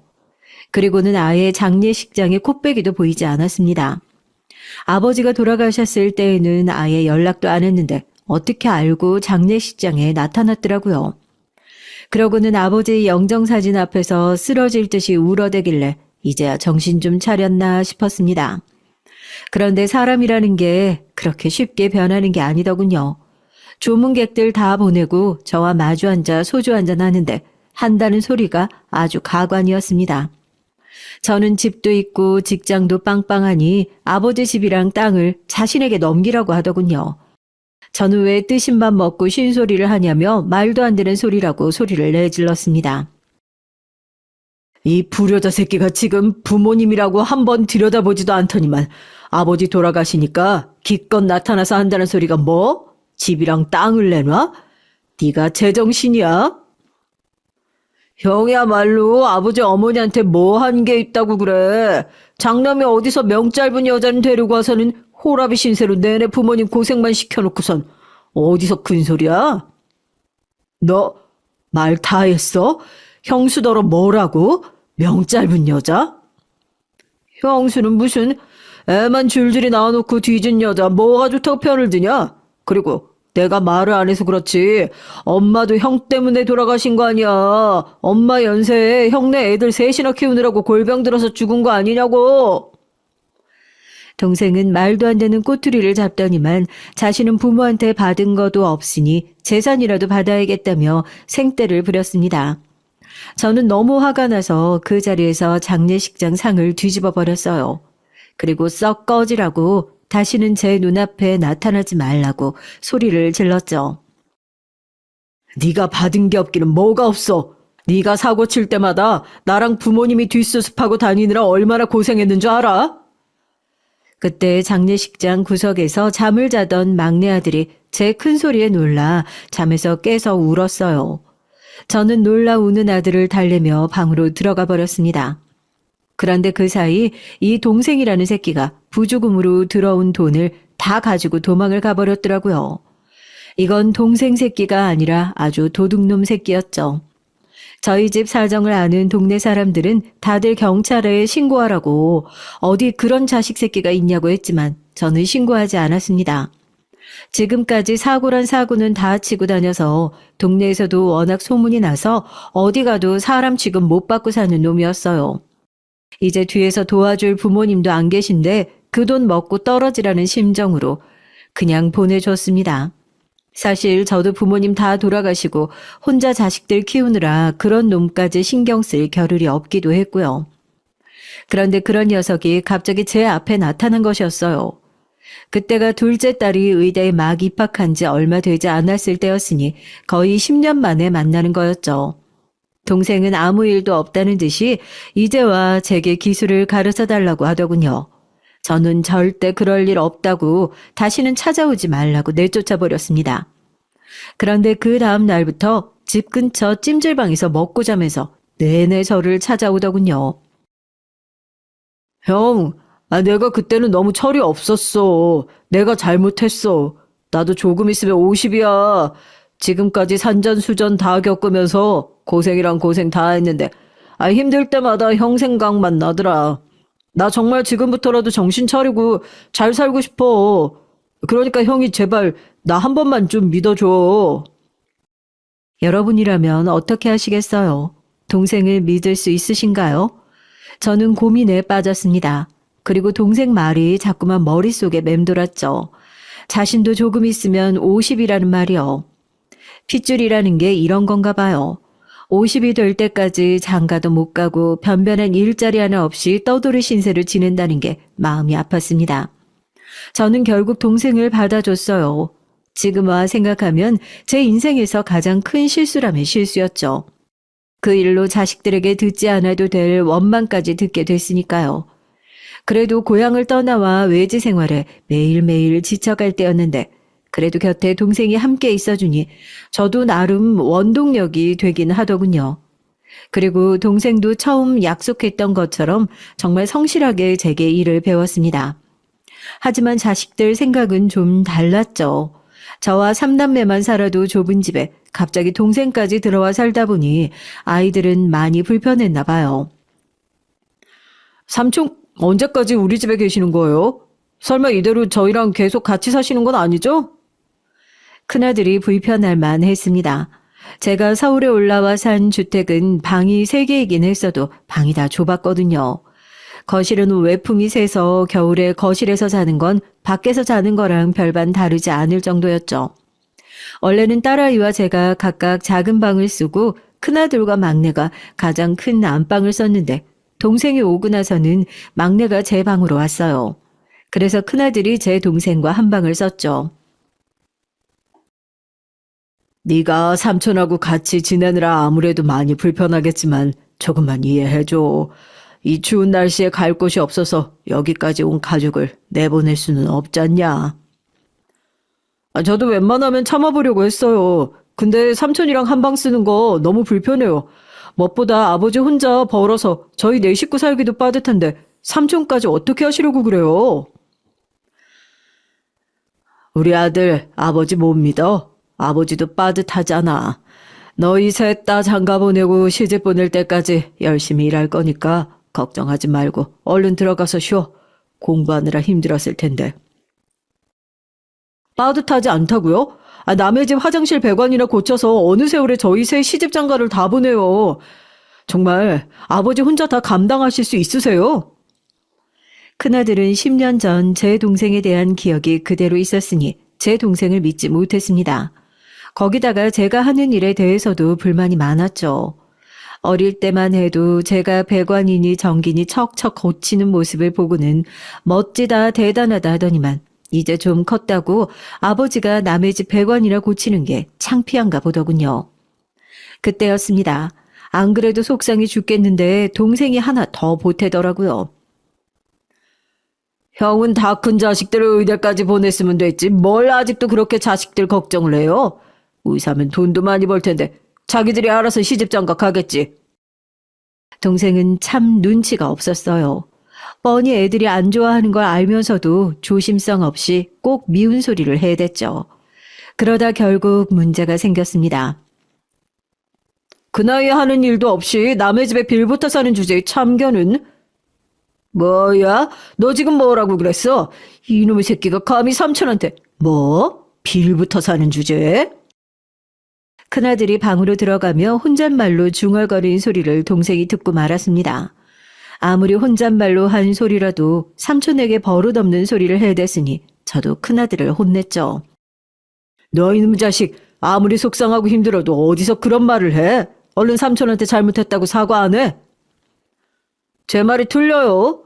할아버지 조의금까지 들고 도망갔던 사람이 사라졌던 10년 동안 뭐하고 살았는지 알고 받아줘요. 뭔 짓을 할 줄 알고요. 더는 삼촌하고 같은 방 못 써요. 당분간 친구 집에서 지낼 테니까 그런 줄 아세요.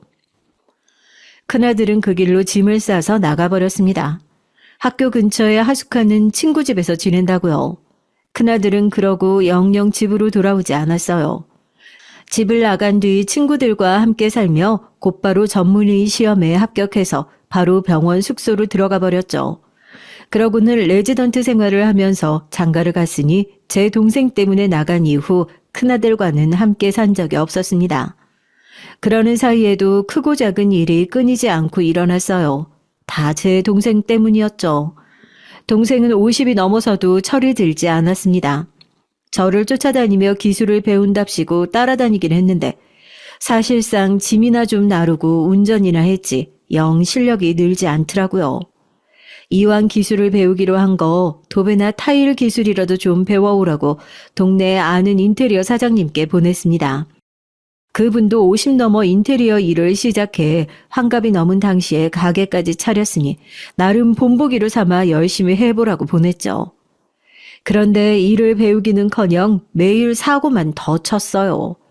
돈을 벌어오라고 보냈더니 사고 쳐서 물어주는 돈이 더 많았죠. 인테리어 사장님 말이 제 동생은 애초에 일머리가 없는 사람이래요. 젊을 때 제대로 일 한번 해본 적이 없는지 말귀도 잘 못 알아먹고 사람 상대할 줄도 모른다고요. 결국은 거기서도 잘려서 다시 하는 일 없이 집에서 빈둥거렸습니다. 어지간히 꼴보기 싫더군요. 그런데 하필이면 그때 동생이 대형 사고를 쳤습니다. 개가 똥을 어떻게 끊겠어요. 언제부터였는지는 모르는 사이에 동생은 하라는 일은 안 하고 동네 게임장을 드나들었나 보더라고요. 거기서 어울려 다니던 사람들한테 돈을 자꾸 빌리다 보니 사기꾼들 눈에 든 거죠. 머리는 나빠 보이고 가진 것도 없어 보이니 사기꾼들이 제 동생을 이용한 겁니다. 어느 날 경찰이 집에 찾아왔더라고요. 동생이 도박장을 개설하고 운영했다면서 조사할 것이 있으니 동행해야 한다고요. 저는 놀라서 동생에게 무슨 일이냐 나무랐는데 동생은 억울해했습니다. 자신이 한 게 아니라고요. 당시에 집에 둘째 딸과 막내 아들이 있어서 그 꼴을 다 보고 말았죠. 이게 다 제 잘못이었습니다. 큰아들 말이 맞았어요. 그때 큰아들이 아니라 제 동생 새끼를 내보냈어야 했는데 핏줄이 뭐라고 제가 실수를 했죠. 동생에게 사기치기로 작정한 사기꾼들이 도박장에 빚을 진 제 동생에게 빚을 빌미로 이름을 빌려 썼나 보더라고요. 그러고는 동생에게 잘못을 다 뒤집어 씌우고 도망간 거죠. 불법 도박장은 개설만 해도 5년 이하 징역에 벌금이 몇 천만 원이라네요. 동생은 이렇게 큰 잘못을 저질러 놓고도 자기 잘못이 아니라고 억울해하고만 있었습니다. 저는 곧바로 변호사를 찾아갔죠. 그런데 이미 증거가 너무 확실해서 이대로 가만히 있다가는 실형을 살 수도 있겠다고 하더군요. 저도 당시에 수중에 있는 돈이라고는 정말 애들 등록금밖에 없었어요. 벌금이 얼마나 나올 줄은 모르겠지만 그 돈을 벌금으로 다 내고 나면 아이들 등록금이 걱정이었습니다. 형, 나도 내가 정말 왜 이러는지 모르겠어. 나 한 번만 도와줘. 하나밖에 없는 동생 이대로 깜빵 보낼 거야? 저는 동생이 한심하고 너무 미워서 태어나 처음으로 동생에게 손찌검을 했습니다. 이 미친놈아, 도대체 언제까지 이렇게 살래? 부모님이 하늘에서 보면 얼마나 속상해 하시겠어. 네가 이제 하다 조카들 등록금까지 날리게 해. 답답한 저는 동생에게 달려들어 머리통이고 등이고 닥치는 대로 때렸습니다. 그래 봐야 뭐 하겠어요. 어차피 방법은 없는걸요. 저는 결국 자식들에게 있는 그대로 말을 했죠. 아무리 미워도 삼촌을 전과자로 만들 수는 없으니 이번 학기만 학자금 대출을 좀 알아보자고요. 둘째 딸과 막내는 노발대발 난리가 났습니다. 이럴 줄 알았다면서요. 아버지는 도대체 왜 그래? 할머니도 할아버지도 포기한 삼촌을 아버지가 어떻게 바꾸겠다고 데리고 살다가 이 지경을 만드냐고. 공부하기도 힘들어 죽겠는데 이제 나더러 등록금 걱정까지 하라는 거야? 너희는 걱정할 필요 하나도 없어. 아버지가 다 알아서 할 테니까 너희는 공부만 해. 집안 꼴이 이 지경인데 무슨 공부를 해? 누나나 형 공부할 때는 안 그러더니 나 이제 본과 들어가는데 불안하게 자꾸 이래야겠어? 안 그래도 공부하느라 매일 힘들어하는 애들에게 민폐를 끼쳤으니 저는 어떻게든 제가 해결하겠다고 했습니다. 지금 생각해보면 그러지 말았어야 했어요. 부모라고 등록금이고 뭐고 다 내주는 게 당연한 게 아닌데 저는 지금까지 그게 당연하다고 생각하며 제가 무리해서라도 자식들 일이라면 뭐든 해주려고 아등바등 살았던 거죠. 자식들 마음을 이해 못하는 건 당연히 아니었습니다. 하지만 돈이야 빌려서라도 어떻게 해결하면 되지만 50 넘은 동생을 제 손으로 감옥에 보낼 수는 없었잖아요. 저는 우선 동생 일을 해결했습니다. 그리고 건물 담보로 대출은 받아 급한 불부터 껐죠. 그런데 그게 또 화근이 돼서 큰아들이 난리를 치더군요. 저 와이프랑 병원 나와서 개업할 거라고 건물 담보로 대출 좀 해달라고 할 때는 모르는 척 하시고는 삼촌이 사고 치니까 바로 대출 받으셨다면서요? 그렇게 말하면 안 되지. 너 결혼할 때 꼭 아파트 들어가야 한다고 해서 아버지가 있는 돈 다 끌어다 해줬잖아. 그리고 병원 얘기했을 때도 우리 건물 2층 얘기했더니만 네가 안 들어온다며. 네, 그랬습니다. 큰아들 결혼할 때 사실 제가 아파트까지 해줄 여유는 안 돼서 빌라를 알아보고 있었는데 상견례 자리에서 사돈댁이 아파트가 아니면 안 된다고 하시더라고요. 명색이 둘 다 의사인데 빌라가 말이 되냐고요. 할 수 없이 전세로라도 무리해서 장가를 보냈습니다. 다 쓰러져가는 건물에 근처에 지하철역도 하나 없는데 누가 여기서 병원을 해요? 멀쩡하게 잘 다니던 대학원을 그만두고 며느리와 둘이 개업을 하겠다면서 제게 건물 담보로 대출을 받아달라더군요. 저도 그건 당연히 안 된다고 말하려고 했는데 제가 말하기도 전에 이미 둘째, 셋째가 난리가 났어요. 제가 말씀드렸었죠. 셋 다 아주 욕심이 많다고요. 왜 큰오빠만 개업을 해주냐면서 그러면 똑같이 해줘야 한다고 말도 안 되는 소리를 했죠. 이 건물이든 내 동생 일이든 너희는 상관없는 일이니 참견하지 마. 앞으로 내가 다 알아서 할 테니까. 저는 참다 한마디 했습니다. 저도 살기 팍팍하고 피곤한데 다 큰 자식들 사정까지 일일이 다 알고 싶지 않았어요. 그래서 다시는 제 건물 가지고 이러쿵저러쿵 얘기하지 말라고 경고했습니다. 더는 자식들 눈치 보며 살지 않겠다 다짐했고요. 그런데 세상 일이라는 게 어디 제 마음처럼 되나요? 시간이 흘러 어느새 삼남매는 모두 다 의사 선생님이 됐어요. 그리고 몇 년 전까지만 해도 좁게만 보였던 집이 텅 비어버렸습니다. 저와 동생만 남고 다들 독립해 나갔죠. 첫째 아들에 이어 둘째 딸도 제 짝 만나 시집 갔어요. 막내 아들은 다니는 병원이 집에서 멀다며 오피스텔을 구해 나갔습니다. 저는 시원하면서도 한편으로는 기분이 묘했어요. 시간이 너무 쏜살같이 지나간 것 같아서요. 그런데 그건 제 생각이었나 봐요. 제 몸도 어느새 늙어 예전 같지 않았습니다. 얼마 전부터 제가 소화가 잘 안 되더라고요. 밥을 안 먹어도 자꾸만 속이 답답하고 울렁거리는 게 아무래도 어디가 잘못됐나 싶었죠. 저는 겸사겸사 큰아들에게 전화를 했습니다. 큰 며느리와 정형외과를 운영하는 아들은 항상 바빴죠.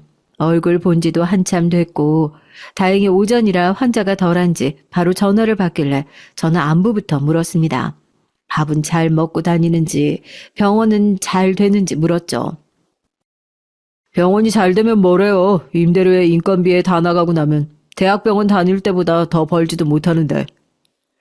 저는 아들의 하소연에 원래 자기 가게 하는 게 더 힘들다. 남의 밑에서 월급 받을 때가 더 편한 거라며 농담식으로 말했습니다. 그런데 아들은 그런 제 말이 듣기 싫은지 말을 끊어버리더니 무슨 일로 전화했냐고 묻더군요. 내가 요즘 소화가 영 안 돼. 뭔 검사를 하긴 해야겠다 싶어서 우리 장남한테 물어보려고 전화했지. 그래서 제가 검진 꼬박꼬박 받으시라고 말씀드렸잖아요. 둘째가 다니는 병원에서 건강검진 하니까 걔한테 전화해보세요. 큰아들은 원래 나이가 들면 위에 염증도 잘 생기고 소화기관도 약해지는 거라면서 건강검진 받아보라고 하더라고요. 저는 지금까지 하루도 안 쉬고 가게 문 여느라 매일 붙박이처럼 가게에만 있다 보니 건강검진은 받아본 적이 없었거든요. 자식이 셋 다 의사면 뭐 하겠어요. 하나같이 다들 바쁘니 아버지라고 병원 한번 모시고 간 적이 없었죠. 저는 지금까지 자식 셋을 키우면서도 자식들에게 짐이 되지 않으려 부단히도 노력하며 살았습니다. 주변 사람들은 자식 셋 다 의사이니 제가 대단한 호강이라도 받으며 사는 줄 알지만 전혀 아니었어요. 어릴 때는 공부하느라 바쁘고 다 커서는 일하느라 바쁘니 부모라고 병원 한번 같이 가달라는 소리가 힘들더라고요. 제가 아무리 가족밖에 모르는 사람이라고 해도 저도 당연히 사람인지라 서운할 데가 없는 건 아니었어요. 항상 주기만 하는 사람은 주는 게 당연한 거라 여기는지 제가 힘든 얘기하거나 지나가는 말로 몸이 좀 안 좋다고 해도 항상 자식들은 대수롭지 않게 여기는 것 같았습니다. 저는 망설이다 둘째 딸에게 연락했어요. 둘째가 다니는 병원에서 건강검진 좀 해야겠다고요. 내시경 하시면 정신도 없는데 뭐하러 이 멀리까지 와요? 가까운 동네 병원에 예약해 드릴 테니까 그 동네에서 받으세요. 나도 가까운 데서 받으면 좋지. 근데 내시경 하려면 보호자가 있어야 하고 비용도 많이 드는데 너희 병원에서 하면 가격도 저렴하고 좋잖아. 거기다가 네가 옆에 있으니까 아버지도 마음 편하고. 비용이든 보호자든 사실 제게 그런 게 문제는 아니었습니다. 제가 돈이 없어서 검사를 못 받는 것도 아니고 보호자도 동생 데리고 가면 돼요. 하지만 저도 한 번은 자식들이 제 보호자가 되어 저를 좀 챙겨줬으면 하는 마음이 들더라고요. 다른 부모들처럼 말이죠. 그런데 자식들은 제가 걱정되지도 않나 봅니다. 매사에 자기들 일이 먼저였죠. 아버지, 저 외과 의사예요. 아버지 검사 받으러 오셔도 수술 들어가면 바빠서 가보지도 못하는데 뭐로 여기까지 와요? 제가 아는 병원에 예약해 드릴 테니까 돈 걱정 말고 삼촌이랑 같이 가세요. 제가 마음이 약해지기는 약해졌는지 별거 아닌 말에도 마음이 안 좋고 서운하더라고요. 저는 그럼 그냥 나중에 받겠다고 했어요. 자식이 셋이나 있는데 환갑이 다 된 동생을 보호자로 데리고 가는 것도 영 내키지 않았고요. 젊은 날 고생은 좀 했어도 자식들이 결혼까지 하고 나면 제 인생에도 다시 봄날이 찾아올 거라 기대했습니다. 그런데 그게 다 저 혼자만의 착각이더라고요. 자기들 필요할 때만 아버지, 제가 늙고 힘 떨어지니 이제는 제가 귀찮은 거였죠. 이제 제 나이도 칠순을 바라보고 있습니다. 지난 30년을 돌아보니 저는 자식들에게 할 만큼 충분히 다 했다고 생각해요. 하지만 자식들은 그런 제 마음을 몰라주는 것 같습니다. 이제 더는 그렇게 살면 안 되겠다 싶었죠. 지금까지 제대로 쉬어본 적 없는 제게 즐거운 노년을 선물하자 마음먹었습니다. 그래서 혼자 여행도 다녀보고 잠도 한번 늘어지게 잡아야겠다 싶었죠. 그러던 어느 날이었습니다. 아내 제삿날이 가까워져서 아이들에게 연락을 했어요. 그런데 어쩜 셋 다 전화를 안 받더군요. 처음엔 병원 일이 워낙 바쁘니 한가해지면 전화하겠지 싶어 전화를 내내 기다렸죠. 그런데 제 기대가 너무 컸던 걸까요? 아이들은 누구 하나 아내의 제사에 관심이 없는 것 같았습니다. 이게 다 제 잘못이에요. 제가 지금까지 애들을 너무 오냐오냐 키운 탓이죠. 저도 더는 참을 수 없었습니다. 지금까지 차곡차곡 쌓여있던 화가 끓어오르더라고요. 이미 늦었을지도 모르지만 지금이라도 바로잡아야 한다고 생각했습니다. 지금 와 생각하면 자식들에게 눈치 아닌 눈치를 봤던 것 같아요. 엄마 없이 자라느라 힘들었을 아이들에게 제가 싫은 소리까지 하면 안 된다고 생각했거든요. 그래서 잔소리 한번 제대로 한 적이 없었죠. 괜히 제삿날이라고 바쁜 아이들더러 와서 음식 준비 같이 하자는 말도 못하고 남들은 다 모이는 명절에도 다 같이 모여 밥 한번 먹자고 말도 못했죠. 하지만 이번만큼은 그냥 넘어가지 않겠다 굳게 마음을 먹었습니다. 그래서 제가 단호하게 말했어요. 이번 제사는 누구 하나 빠지는 것 없이 다 모이라고요. 그런데 제 말에도 자식들은 말이 많았습니다. 수술이 있네, 환자가 많네라면서 안 된다는 식이었죠. 저는 그 얘기를 듣는데 더 화가 났어요. 1년에 딱 하루인데 자식이라는 놈들이 어떻게 매년 자기들 어머니 제삿날도 모르나 싶어서요. 저는 욱해서 질러버렸습니다. 그딴 핑계는 다 개나 주라고요.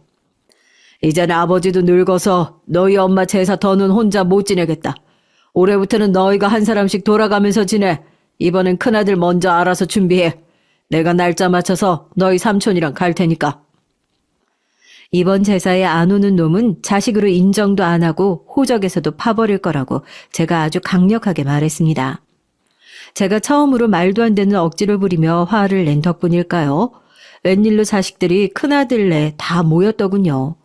며느리랑 아들이 대충 음식도 준비하긴 한 것 같았죠. 저는 물색 없이 아이들 얼굴을 보니 또 좋았습니다. 이렇게 다 모이기만 해도 행복했어요. 그런데 자식들은 아닌가 보더군요. 제사가 끝나고 식사 준비하는데 딸이 제게 퉁명스러운 목소리로 투덜거렸어요. 바쁜 자식들 고집 부려서 이렇게 모아놓으니까 좋으세요?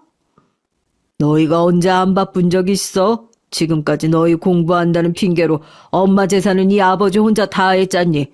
뒤늦게라도 자식 노릇한다고 생각하고 앞으로는 너희가 알아서들 해. 저는 마음을 굳게 먹고 제 생각대로 얘기했습니다. 제가 동생 하나 잘못 둔 죄로 이날까지 동생 끼고 살면서 자식들을 조금 불편하게 했을 수도 있어요. 그렇다고 제가 부모로서 자식에게 해줄 거 안 해주고 힘들게 한 적은 없잖아요. 그것만큼은 자신할 수 있었죠. 그런데 자식들 생각은 달랐나 봅니다. 자기들 엄마 제사상 한번 차리라고 했다고 아주 궁시렁궁시렁 말이 많더군요. 아버지는 자식들 생각은 안 하세요? 제가 저번에 건강검진 못 가드렸다고 삐져서 이러시는 거예요? 저는 결국 터져버리고 말았습니다. 지금까지 참고 산 세월이 몇 년인데 제 앞에서 어떻게 그런 말을 할 수 있을까 싶어서요. 지금까지는 아내 없이 자식 셋 혼자 건사하며 사고문치 동생 뒤치다거리 하는 거 바로 옆에서 봐놓고도 자식이라는 놈들이 어떻게 저렇게 말할 수 있나 싶었습니다. 너 말 잘했다. 그럼 이 아버지가 매일 네 병원에 가는 것도 아니고 딱 하루 가서 검사 좀 하겠다는데 그 잘난 수술 핑계대면서 못 오게 하는 게 말이나 되냐? 다 네가 귀찮아서 그러는 거잖아. 아버지가 모를 것 같아? 제 말에 둘째 딸만이 아니라 다른 자식들까지 합세해서 저를 몰아붙이더군요. 아버지, 이제 와서 이러시는 거 너무 웃기지 않으세요? 우리한테 해준 게 뭐가 있다고 그러세요? 뭐야? 내가 왜 해준 게 없어? 지금 네가 사는 이 집 내가 해준 게 아니면 누가 해준 건데? 결혼할 때 해주신 이 집이요? 고작 전세해 주시고 지금 생색내시는 거예요? 뭐야? 나는 먹고 살기 힘들어도 너 생각해서 기껏 무리해서 해줬더니만 뭐 생색? 내가 지금까지 네 놈한테 해준 거 다 생색 좀 내볼까? 그렇게 생색내고 싶으시면 제발 그 건물 좀 파세요. 어차피 나중에 주실 거 장남 힘들 때 좀 도와주시면 좋잖아요. 뭐? 왜 이럴 때만 장남이야? 오빠는 처가에서 도와줘서 개업이라도 했지만 난 아직도 대학병원에서 힘들어 죽겠거든? 아버지 건물 팔면 나 줘. 알았지? 자식들은 갑자기 저들끼리 싸우고 난리가 났습니다. 그이 잘난 의대 나와서 명색이 의사 선생이라는 것들이 그깟 다 쓰러져가는 집 하나 가지고 싸우고 있었어요. 저는 그 순간 망치로 머리를 한 대 얻어맞기라도 한 것 같았죠. 제 자식들은 영화에서나 보던 좀비 새끼들 같았습니다. 혼자 힘으로 지금까지 버티며 살아온 아비를 뼈까지 씹어 먹어야 아주 직성이 풀리는 놈들이었죠. 지난 세월 제 인생을 다 갈아 넣어 키워놨더니만 기껏 한다는 소리가 제가 해준 게 뭐가 있냐네요. 아버지, 이 자리에서 똑바로 얘기하시고 가세요. 그 집 팔면 무조건 셋이 나눠주는 거예요. 형이라고 더 주고 누나라고 더 주면 저 다신 아버지 안 봐요. 내가 이 집에서 큰 소리 칠 주제는 안 된다는 거 알지만 명색이 의사라는 놈들이 해도 너무한다. 어쩜 아버지 앞에서 그딴 소리를 해. 옆에 있던 동생이 보다 안 되겠는지 한 소리 하더군요. 그러자 제 자식들은 피라미들처럼 달려들었습니다. 삼촌이 뭔데 우리 집에 이래 끼어들어요? 왜요? 그 집에 몇 년 사니까 욕심나요? 우리 없다고 순진한 아버지 꼬셔서 허튼 짓 할 생각 말아요. 이놈의 새끼가 삼촌한테 못하는 소리가 없어. 저는 아들 등짝을 갈겼습니다. 그러자 아들이 버럭 제게 소리를 질렀어요. 옆에서 며느리가 말리는데도 소용이 없었죠. 지금 저 사기꾼 같은 인간이 자식보다 중요하다고 감싸는 거예요? 아버지, 도대체 왜 이러세요? 하다 이제 정신줄까지 놓으신 거예요? 아, 그만 가세요. 아내 보기 쪽팔려서 안 되겠어요. 자식이라는 놈이 아버지가 창피하답니다. 이제 나의 저를 정신 나간 노인네 취급을 하더군요. 저와 동생은 쫓겨나듯 아들 집을 나왔습니다. 그런데도 어느 녀석 하나 잡으러 나오는 놈도 없더군요. 그러고 며칠 뒤 저는 놀라운 얘기를 들었습니다. 얼마 전부터 집 앞에 웬 공사를 하길래 무슨 공사인가 싶어서 부동산에 물어보러 갔죠. 그런데 부동산 사장은 오히려 제게 아직도 몰랐냐고 하더군요. 저희 집에서 5분 거리에 지하철역이 생긴다네요. 그래서 아마 건물 가격도 오를 거라고요. 저는 바로 이게 제게 주어진 마지막 기회라는 생각이 들었습니다. 지금부터라도 진짜 제 인생을 살아보기로 마음 먹었죠. 저는 며칠 뒤 가게 문을 닫고 고향 포항으로 내려갔습니다. 서울에 올라온 이후 처음으로 셔터를 내리는 저를 보고 동네 사람들은 웬일이냐고 무슨 일 생겼냐고 걱정을 했죠. 저는 당당하게 말했습니다. 앞으로 좀 시끄러워질 테니까 이해 좀 해달라고요. 동네 사람들은 도대체 무슨 소리냐며 의아해했지만 제 계획은 확실했습니다. 사실 제가 부동산에 이것저것 알아보러 간 것도 얼마 전 포항에 사는 친구 녀석에게 연락이 와서였어요. 저희 부모님 선산 주변으로 관심이 있다는 사업가가 찾아왔는데 제게 관심이 있다고요. 어차피 저는 서울살이를 오래 했으니 포항에 내려올 생각이 아니면 가격 후하게 준다고 할 때 팔고 선산을 아예 옮기는 게 낫지 않겠냐고 했습니다. 저는 그 순간에도 자식들 얼굴이 먼저 스쳐 지나갔어요. 선산을 팔아 자식들에게 나눠주면 얼마나 좋을까 싶어서요. 그래서 아내 제삿날 자식들에게 얘기를 하려던 참이었습니다. 돈이 생기면 공평하게 나눠줄 테니 앞으로는 한시름 덮고 살라고요. 그런데 이 괘씸한 놈들이 저를 무시하고 지금까지 제가 희생하며 산 세월을 모욕을 했어요. 이젠 제가 누군지 자식들에게 똑똑히 보여줄 차례였죠. 그 이후 저는 1년 넘게 자식들과 연락하지 않았습니다. 자식들 누구에게도요. 그러고는 동생과 여기저기 새 묘지 자리를 알아보러 다녔습니다. 그리고 마침 집에서 멀지 않은 곳에 좋은 자리가 있어서 그곳으로 부모님 묘를 이장을 했죠. 그리고 포항에 부모님 선산을 포함한 주변 땅을 모두 다 팔았습니다. 주변 시세보다 훨씬 더 비싸게요. 그리고 그 돈으로 제 오래된 건물을 밀어버렸어요. 왜냐고요? 아주 근사하게 새로 건물을 올렸습니다. 사실 아래층만 상가를 주고 저도 그 건물에 살려고 했었는데 건물 짓는 사람들 말이 지하철역도 가깝고 상권이 좋아서 다 임대 주는 게 낫겠다고 하더라고요. 건물을 올리고 남은 돈으로 저와 동생이 둘이 살 정도의 작은 집을 하나 얻었어요. 그리고 5층짜리 상가를 모두 다 임대를 줬고요. 제 건물의 임대 조건은 딱 하나 있었습니다. 병원만 들어올 수 있도록 했죠. 1층 상가에 하나만 약국을 주고 나머지는 다 병원에 세를 줬어요. 소문이라는 게 참 빠르더군요. 상가들이 다 채워진 지 몇 달 되지도 않았는데 큰아들이 어디서 제 소식을 들었는지 찾아왔어요. 둘째랑 막내까지 다 데리고 말이죠. 자식들은 제가 새로 지은 건물을 보고는 놀라서 난리가 났습니다. 아버지, 이게 뭐예요? 저희가 개업 좀 해달라고 할 때는 돈 없다고 모르는 척 하시더니. 웃기지 마. 의대까지 등록금 한 번 밀리는 거 없이 몇십 년을 뒷바라지 해줬으면 고마운 줄 알아야지. 내가 너희 호구냐? 개업까지 해주게. 아버지, 도대체 돈이 어디 있어서 이렇게 큰 건물을 올리셨어요? 저희 모르게 숨겨놓은 재산이라도 있으신 거예요? 설마 지금까지 저희 속이셨어요? 속이긴 뭘 속여? 내가 내 돈 가지고 건물 지어서 새 받아먹으면서 알아서 살겠다는데 뭐가 이렇게들 말이 많어? 지금까지 연락 한 번 없다가 어디서 제가 건물을 올렸다는 소리를 듣고 찾아와서는 한다는 소리가 참으로 어이가 없었죠. 제 자식들이지만 이 정도로 정신 나간 놈들인 줄 몰랐어요. 이런 싸가지 없는 놈들을 봤나? 너희들이 의사가 됐다고 나한테 용돈을 한 번 줬냐? 맛있는 거 한 번 사주기를 했냐? 너희들 셋 다 내 말 잘 들어. 난 너희한테 부모로서 할 만큼 다 했어. 이 순간부터 너희 부모 노릇은 사표 낼 테니까 우린 이제 남남이다. 아무리 그래도 의사 자식이 셋이나 있는데 아버지 건물에 버젓이 다른 의사들이 들어와서 병원한다는 게 말이 돼요? 그게 왜 말이 안 돼? 계약서에 사인만 하면 되는 일인데. 너희도 앞으로 내 건물에 볼 일 있거든 합당하게 부동산에 연락해서 계약하고 임대료 내고 들어와. 저는 제 할 말만 하고는 건물 안으로 들어와 버렸죠. 그때 둘째 딸이 제 뒤를 졸졸 쫓아 들어왔어요. 그러더니 제 팔을 붙잡더군요. 아버지, 제가 아버지 닮아서 보는 눈이 기가 막힌 거 아시죠? 이 건물 몫이 너무 좋아요. 이 앞에 지하철역이 생길 거라고 누가 알았겠어요. 가만 보니까 성형외과가 하나도 없더라고요. 저한테 기회 주시면 제가 이 건물 퀄리티 확 올려드릴게요.